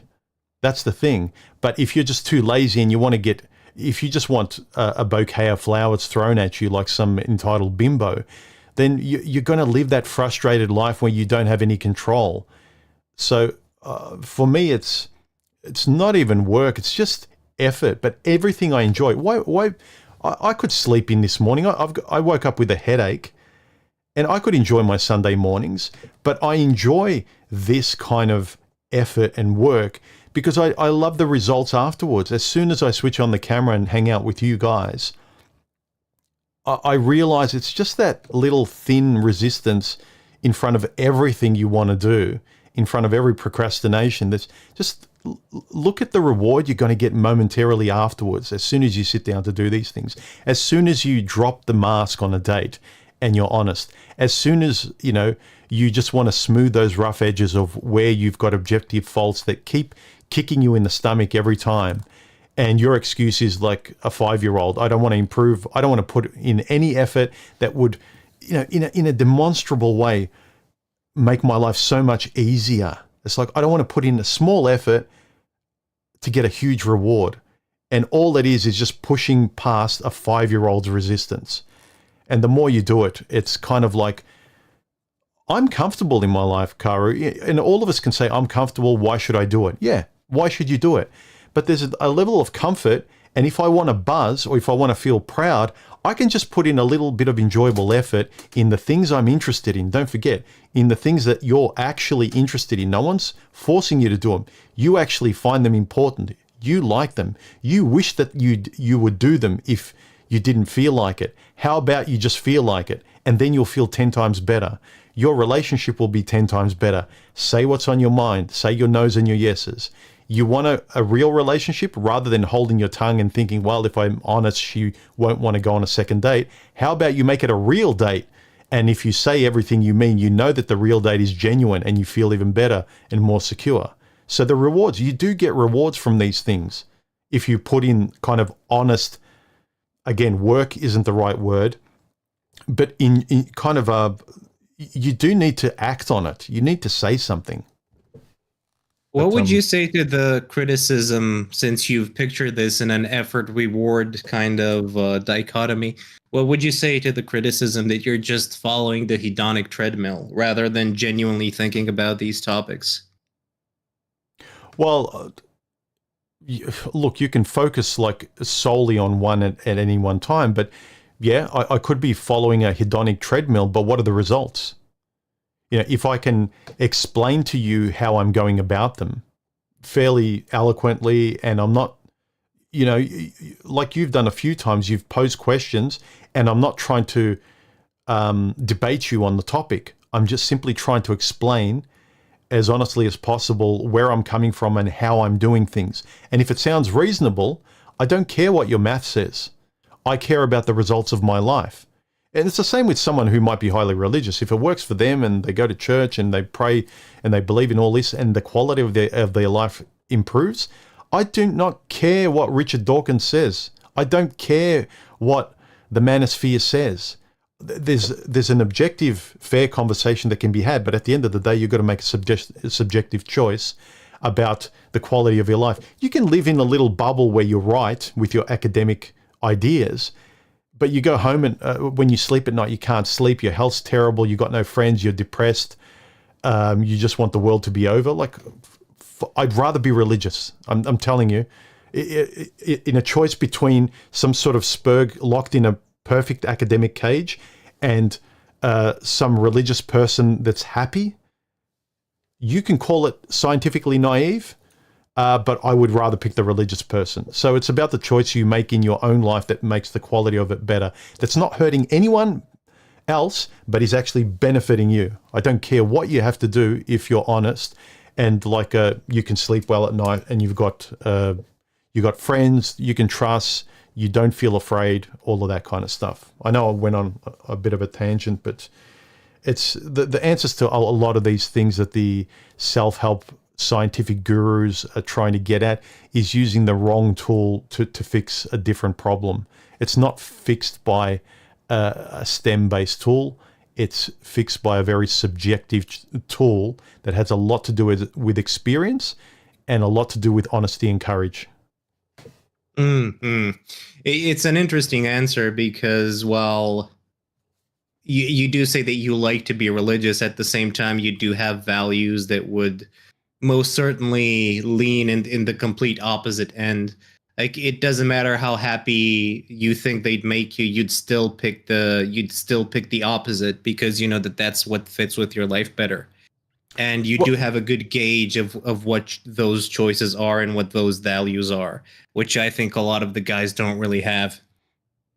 Well, I'm not saying that I would want to be religious. I am what I am. But if we want to talk about reason, a lot of these guys that profess to be more reasonable and logical than the emotionally based people out there that they laugh at, I would say, well, what's the result of your hyper-logical, STEM-based mathematical life? This person that you laugh at, they might be naive, but they're naively happy, and they continue to be naively happy, and they've been naively happily married for 30 years. But you're perfect and you're right. Well, you know, what was that saying? Do you want to be right or do you want to be happy? So, and because happiness is so subjective and it's not mathematical, people dismiss it because they're looking for the certainty of, I can understand it. You came away from a breakup, you didn't know who you were, your wife double-crossed you, you can't see your kids, your world has fallen apart, and the only certainty is 1 + 1 = 2. The foundation of picking yourself up, but then you have to trust your subjectivity at some point later on.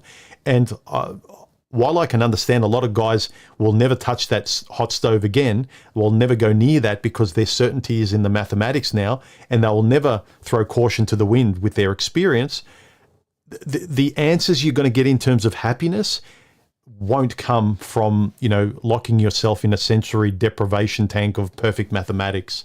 Like you're not going to be happy in a social life. Lock out people, try to find happiness there. You can. Nothing wrong with it, but a lot of guys that try and do it, you're not going to get the results that we're talking about.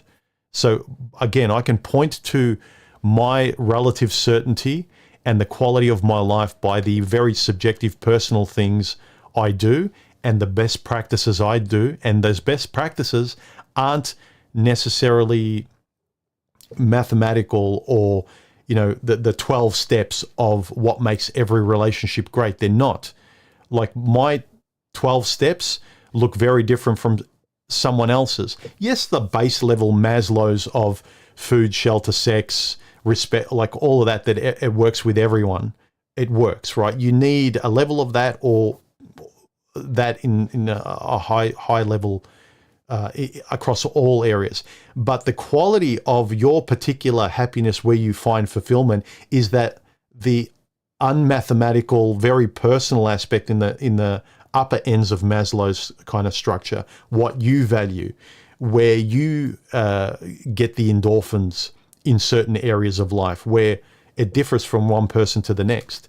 And again, I can't give you an airtight 12-step program for that. You can give everyone an airtight 12-step program for the base level of Maslow's in the same way that you can introduce someone for the best practices of conducting yourself in a relationship before, the first date, or assessing the viability of a first date, whether it should go forward, But what you determine to be commitment worthy for you in a partner is very different from you or I. What would cause you, Karu, to commit to someone is very different, regardless of how well we get along, is your standards, your values, your deal breakers, what you can live with, and also, going back to the topic, what someone could live with in you that you either refuse to change, your stubbornness, or you want to change. And this might be whether it's the person or a potential future mate, that might be the only thing left for you to kind of give you a bit of motivation just to adjust that and just be a little bit better, and then the world can open up for you in a much easier way when you're relating to other people. Well, that's the thing, isn't it? Because you need to have a certain level of comfort and trust in the other person for you to be open to make those changes in the first place. Because taking the entire thing that you said earlier, for me, it's easy to kind of fill the gaps and understand what you're saying, and I'm sure it's the same for the people watching. But at the same time, I'm sure you're going to receive 5, 10, 11, 20 comments that say, well, you want to be happy? Just inject some substance into your system and you'll be happy. There you go. That's a solution for your happiness right there. You don't need to have a relationship. You don't need anything else. Just give yourself some white powder and have a good time. And just keep doing that until you burn.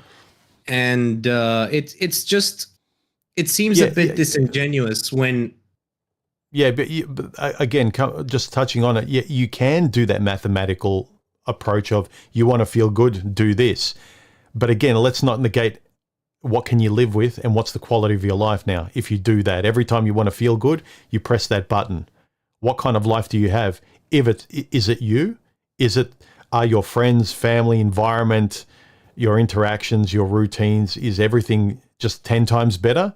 Or aside from the buzz that you get, is everything else 10 times worse? That's the subjectivity. That's one aspect of it. I also think another aspect of it is the reluctance or the outright dismissal of the small things that are enjoyable that guys like to dismiss or ignore when they have a partner. Having someone say good morning to you, having someone make the bed while you're in the bathroom, or the small little things that you don't really know you're missing until you have them, because they're easy to kind of either forget or not realize that they're there because you got used to them until you have to do them by yourself. Mm. And I think that's another layer that guys either ignore, or again, perhaps they don't have relationships with it, or they've been in relationships where that thing never got solved. It's why I say it's easier to make, it's easier to have the conversation that you're having where you're willing to grow in a direction where you have someone that's moving down the same road with you. Because you can see that they're trying to improve your life and to make it easier, and you're doing the same thing for them. It's not this butting heads type of scenario where you're trying to one up each other. You have this level of anxiety between the two of you where it's like, well, where is this going? Why can't I talk to you about X, Y, and Z? Oh, what's going to happen if I tell my partner this or whatever else? That type of system seems to be very, very well lubricated. Mm. Well, again, I come back to communication. Just yesterday, Stephanie and I had a moment where, again, we're always making an effort to get back to sort of like equilibrium, like for us to make sure we're on the same page. And I just think of couples that don't, like, they misinterpret something, they misread it, and they don't clarify it. It's kind of like a mini red flag pops up, and it's kind of like, no, my interpretation of that's all I need, and I don't feel good about it, and I'm just going to be quiet about it. And that just kind of closes so many doors. And for us, we're always making sure that if we're unsure about where the other person's come from, or even a joke, or, I said this, did you understand what I meant? Is that there's always this clarity and understanding we're always on the same page like this. And because we like talking, you always get this ambient feeling that everything's okay. And the moment it's not, it really sticks out like a sore thumb. And to other people, it might be like, yeah, who cares about that? Why do you need to clarify that? It's like you just get into the habit of making sure you're maintaining your life really well with the other person. And other people might say it sounds like a lot of work. It's not. Look, I enjoy doing this stuff and talking and being very clear about what I'm doing, and, in real time, enjoying today and the words I say, and appreciating hanging out with you. And it's not neurotically doing so, but they're the only moments I can actually do those things in and practice these things. I can't just store all this manosphere information and then tomorrow I'm on a date and I'm living a different life, and then the next day I live in the regret of the past. And it's kind of this fragmented way of living where I'm not maintaining anything. I'm disappointing myself. I'm living in future and past, and in the present I'm a different person again. And it's like, to me, it's a lot simpler. Just be in one mode all the time and communicate with the other person, because they're not in your head. And the lubrication of communication, that's a bit, those words sound, what's that term where two words sound really similar? Homonyms, I think, not synonyms. But alliterative, I think. Anyway, what were you going to say? But I think that you hit the nail on the head, and it goes back to what we talked about earlier. You enjoy talking to her. That's the important part. You enjoy talking to your partner. I didn't. Beyond I didn't even enjoy listening to her talk about her day. And some of it relates to the arrogance, because I think that there's a big problem if you find people that you don't have a level of inbuilt respect for. And I don't know how to express this in a milder way. If you find someone that is exactly what the manosphere likes to describe, like she's weaker, she's dumber, she makes less money than you, and all of these attributes where she's beneath you. Well, how can you respect somebody like that? There's no way you can.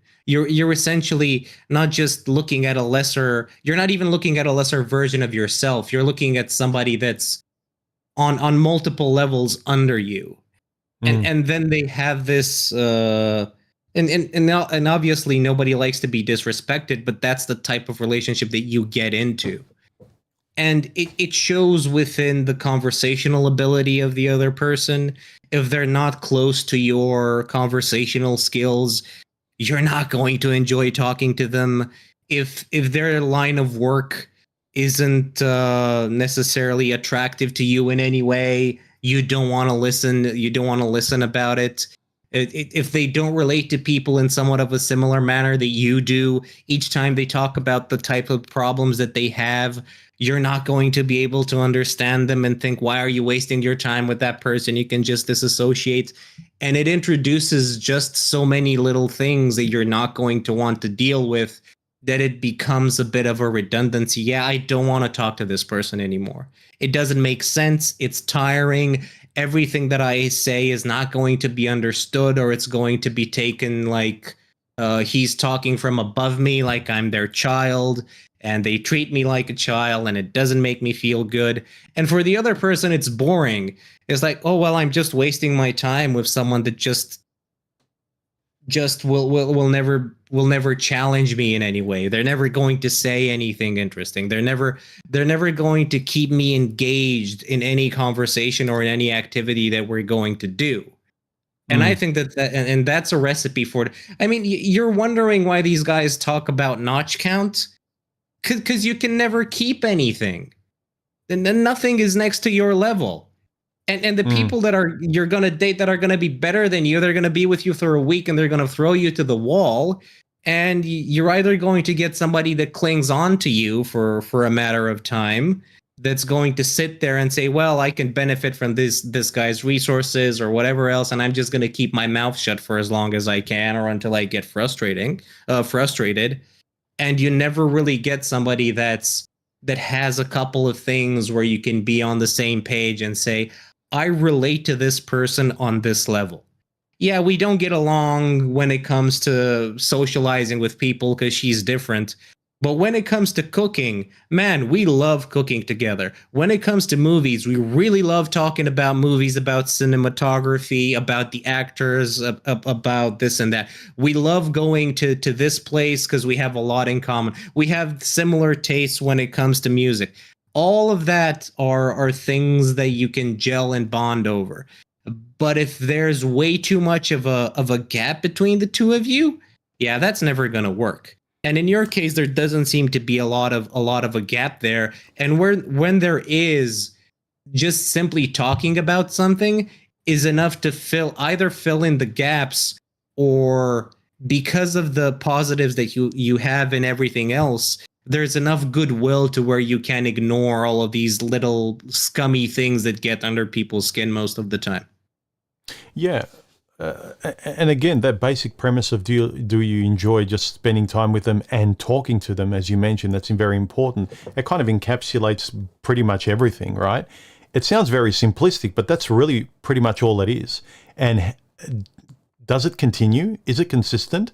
And do you put in the effort to make it consistent? Do you want it to continue by the effort you put in communication, spending time with them, maintaining anything like you would water a plant? Do you want to, or do you expect it to still flourish and bloom by letting it die? Because I can imagine a lot of people say, well, you communicate now and you put in all this effort, but it might be for nothing because in 20 years she could leave you for another guy or whatever. It's like, I just see it so ridiculous saying that, well, it's good now and don't commit to it now. Even if you've been with the person for a while and they've been incredibly consistent and you just feel more and more for them and you want to spend more and more time with them, you have to negate the reality of what it is and what it's proven itself to be, just because there is a statistical chance in the future that it won't perfectly last. Therefore, let's not live 5, 10, 20, 30 years with each other because it'll end. It just seems like a ridiculous argument. Well, there's also a statistical chance that if you run into a door enough times, you'll be able to pass through it. That doesn't mean that the probability is very high. So it's just doesn't matter. Ultimately, it's about the choices that you make. And yeah, sometimes you're gonna fuck up. You know what? Life happens. Sometimes you're gonna make the wrong choice. Sometimes you're gonna lose in life. Sometimes you're gonna win. Sometimes you're gonna be on cloud nine. All that matters is how you arrange the things that you have available to you in such a way that you're never going to get to rock bottom with the at least with the decisions that you make in a relationship. Like take I think I sent you the video of the lawyer a while back. He himself said it in the video. Look, I'm a loaded gun. It doesn't matter in which direction you point me. I'm going to try to get the most for my client as I possibly can. Doesn't matter if he's the good guy or the bad guy. That's my job, to shoot at the other person. But it's very easy to take the bullets out of my gun. And those are the things that you need to do within reason. Because a lot of the things can be mitigated through actions that you take, which is what a lot of the MGTOW people said. Yeah, completely dissociate from everyone and go live in the woods and dig a hole in which you're going to take a shit in. That works perfectly. You're never going to risk anything in your life. Good for you. Or you can take a more complicated approach. Learn about the divorce courts, learn about what you can do to protect yourself, to protect your assets, and so on and so. It's going to take a lot more work. It's probably going to be a bit more expensive, but you can do it. Oh, you want to go dating? Well, you're going to have to work on your social skills. On anything else, you need to look at your faults. You need to look at the ways that you sabotage yourself. And you need to have enough goodwill to give the other person the benefit of the doubt, and sometimes even give them enough time to see if they're willing to change some of the bad things that they have in their behavior for you. Because you can have great communication with someone, or at least on paper have good communication, and your message never registers. They can understand exactly what you're saying. If they never take any action in that direction, like human, don't leave the toilet seat up. Don't leave the toilet seat up. And you always leave it up. It doesn't matter if you understand. It doesn't matter if we have a 10-day conversation about it, if the end result never changes, or if you never see any type of attempt to change that. Like, oh, he never did it before. Now I see it. One out of 7 days a week, he puts the toilet seat down. At least it's better than before. And if there's nothing like that, well, then there's no use being there. And yeah, these are all things that need to be taken into account. And your own faults need to be taken into account as well. Because I'm convinced that there were if my ex-partners that I described earlier, with which I didn't have a lot in common, had slightly different traits where I would have been a bit more interested, or they were slightly more interesting from my perspective, because I'm sure that there are other people out there that would appreciate them way more than I would have. My level of snarkiness, of arrogance, I'm sure that would have been tempered a lot more. If I had a lot more things in common with them, a lot of the negative traits that I have would have been dialed back a ton. To the point where they might even been charming rather than irritating. Well, that is something I'm glad you mentioned, because I think every guy, including myself, would, if they wanted to look at it from that point of view, would see a lot in that statement. Because a lot of times we're lazy with ourselves. We don't want to self-improve. If you find someone you're compatible with, right? If you don't even put the effort to sort of like really look for compatibility, the other person is almost like an external version of you insofar as they're compatible. So if you can do things for them, that's almost like they're making you put in an effort for something you wouldn't do for yourself. They give you that little nudge just because they're almost a reflection of you in the external, because they are compatible. So when you're on your own, you're a lot lazier, because why should I? I'm fine. Another person needs something from you. if they're compatible, they're like an external representation, almost like an external motivator that mirrors you, that gives you a bit more push to do something. And say you do it for them because you're compatible, you feel proud, and then you want to do it more, and they do stuff for you. So without the compatibility, yeah, you're more snarky, you're even lazier than you are on your own. A lot of guys who are with incompatible women, I understand when they leave them, they're more motivated to go to the gym. They're more motivated to play video games. They're more motivated to do everything for themselves. But when you find a compatible person that's on the same page, that doesn't wish you bad, they're almost like a mini you. Then you might get off your ass and do some of the things and improve yourself in the ways you wouldn't have when you were alone, simply because they're compatibly like a kind of an ambient external version of yourself. And then you can sort of better yourself because you're seeing the results of, it's almost like you're giving yourself goodwill. And like she's a compatible version of the external you in a small way, if that makes sense. Well, the easiest way to think about this is going to the gym. Chances are that on average, you're more motivated to go to the gym if you have a gym buddy.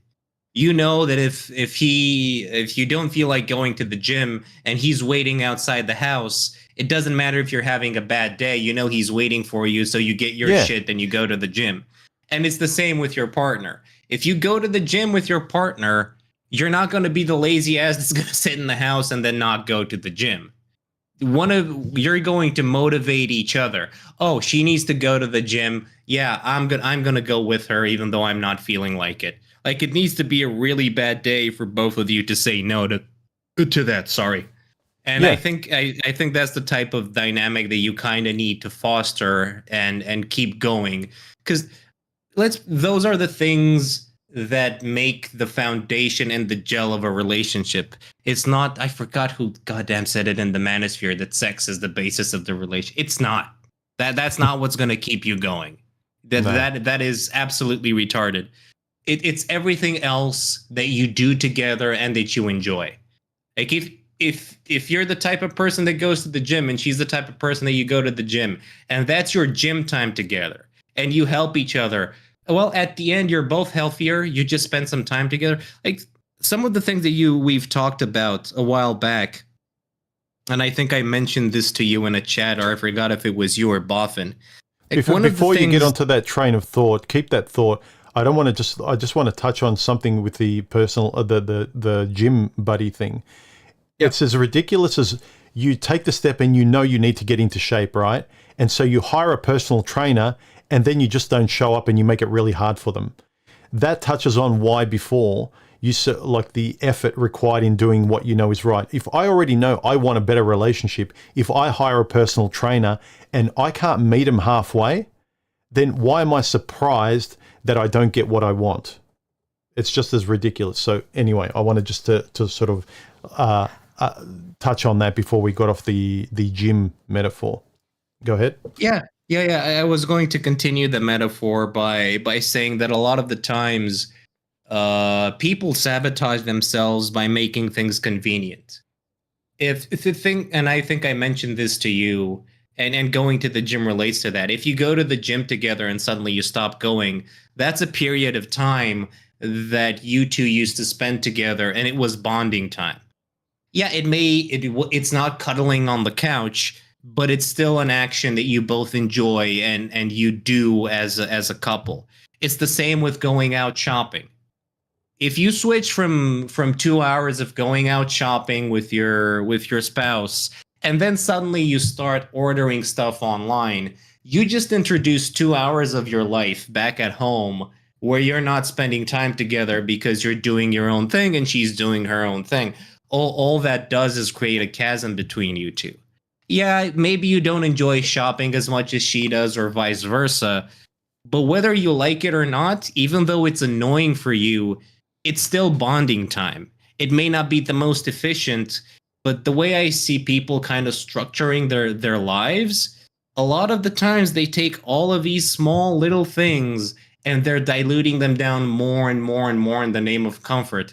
Oh, it's just so easy to order something online, or it's so easy. Instead of us cooking together, let's just get takeout. Instead Yeah. of going out, getting dressed, and going to a movie, let's just watch something on Netflix. Like Yeah, all, and it gives you a sense of control as well. Like I mentioned before about the going for a run, because I know what the reward of I'm going to the reward of an effort in a direction you know is right and is good for your life, whether it's with your partner or with your own health or your own mind. The reward is always tenfold. It never matches the comfort of where you are. it's not just about the comfort, because a lot of the things that I mentioned aren't exactly comfortable. But think about it from a different perspective. Let's say you go to the theater. Convenient It's not.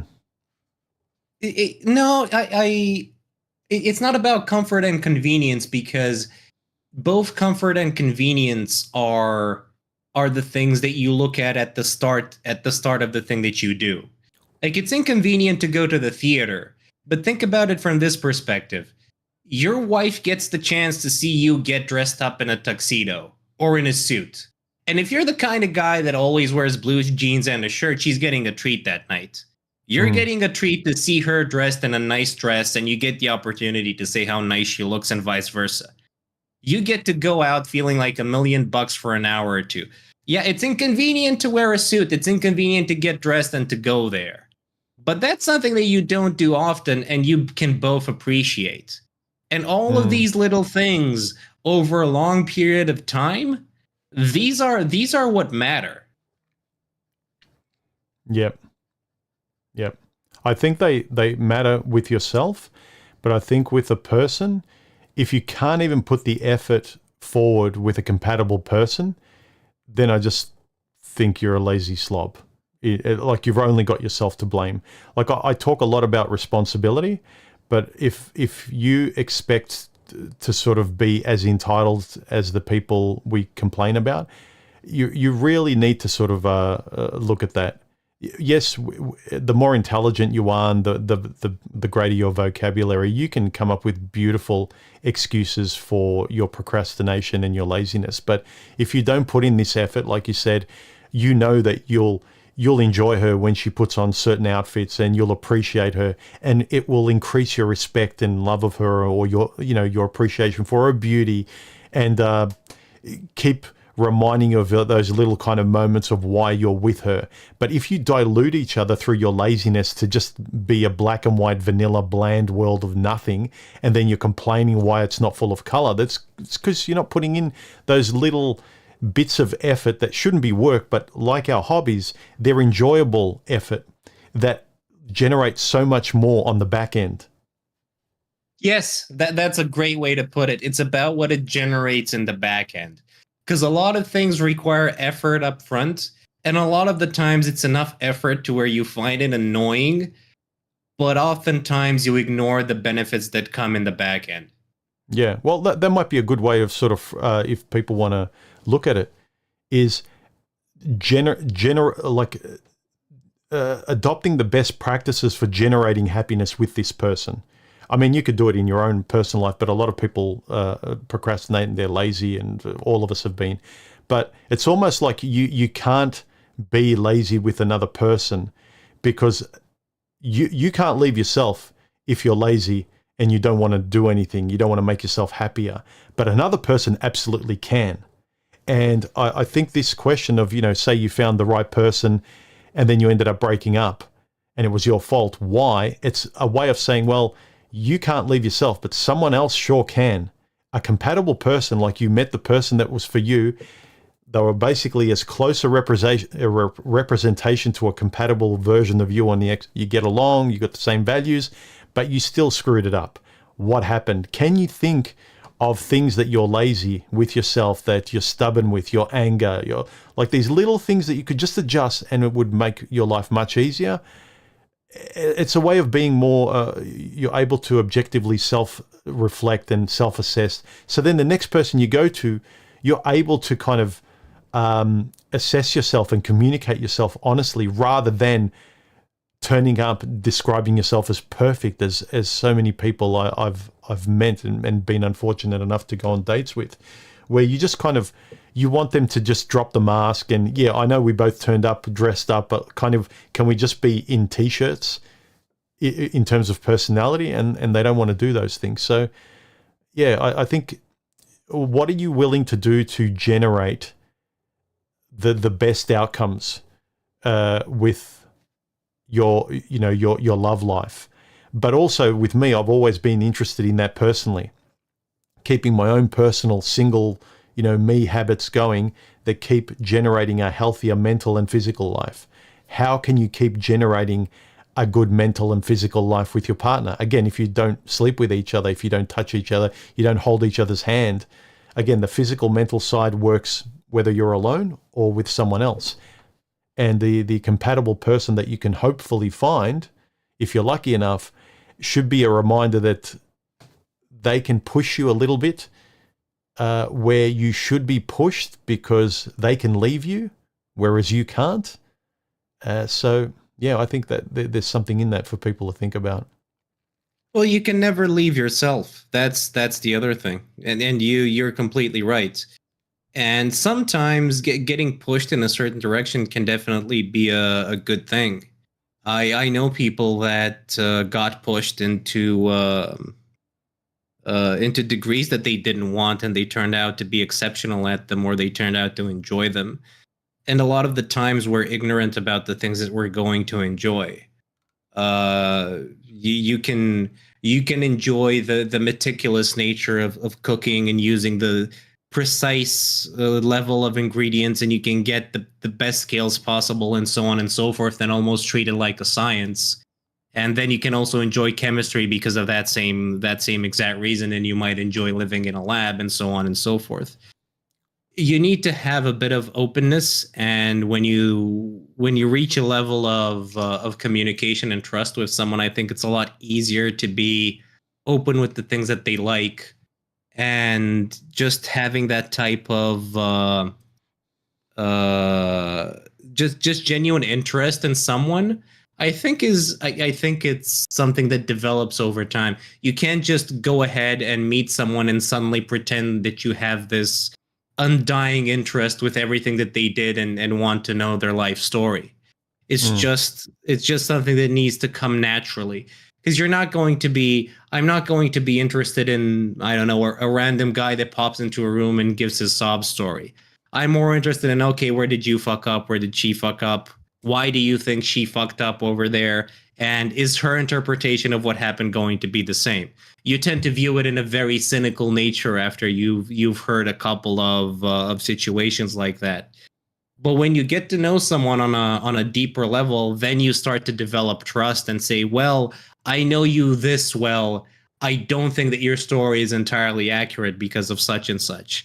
And all of these are things that should give you pause and make you realize that even though you might have a high degree of compatibility, that doesn't mean that you're necessarily 100% similar. Your interpretations can be very different, because whether you like to admit it or not, you're still dealing with someone that's external from your own person. Yeah, yeah. But again, that comes to, like, if you're more of an introvert, you're a more talkative person, you engage the way we are, it would stand to reason you understand that you're like that, then you know that a compatible person would be similar, even if you are different. For instance, Stephanie's different to me in a lot of ways, but which is why we both enjoy talking and communicating. That's kind of the bridge of understanding and keeping us kind of on the same page.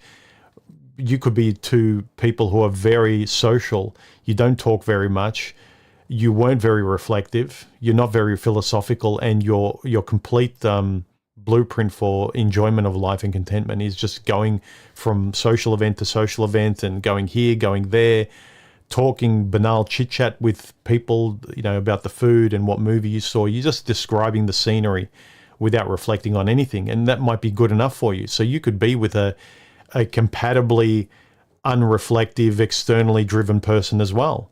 It comes down to what compatibility is with you, and also what is the lifeblood that will keep it going. In my case, it's communication is a big deal, because say, for instance, and I would say the same for you, as well is that I have a rich inner world. Stephanie does as well. And you can't guess that. Whereas a lot of people don't have a deep or rich inner world. A lot of theirs is very external.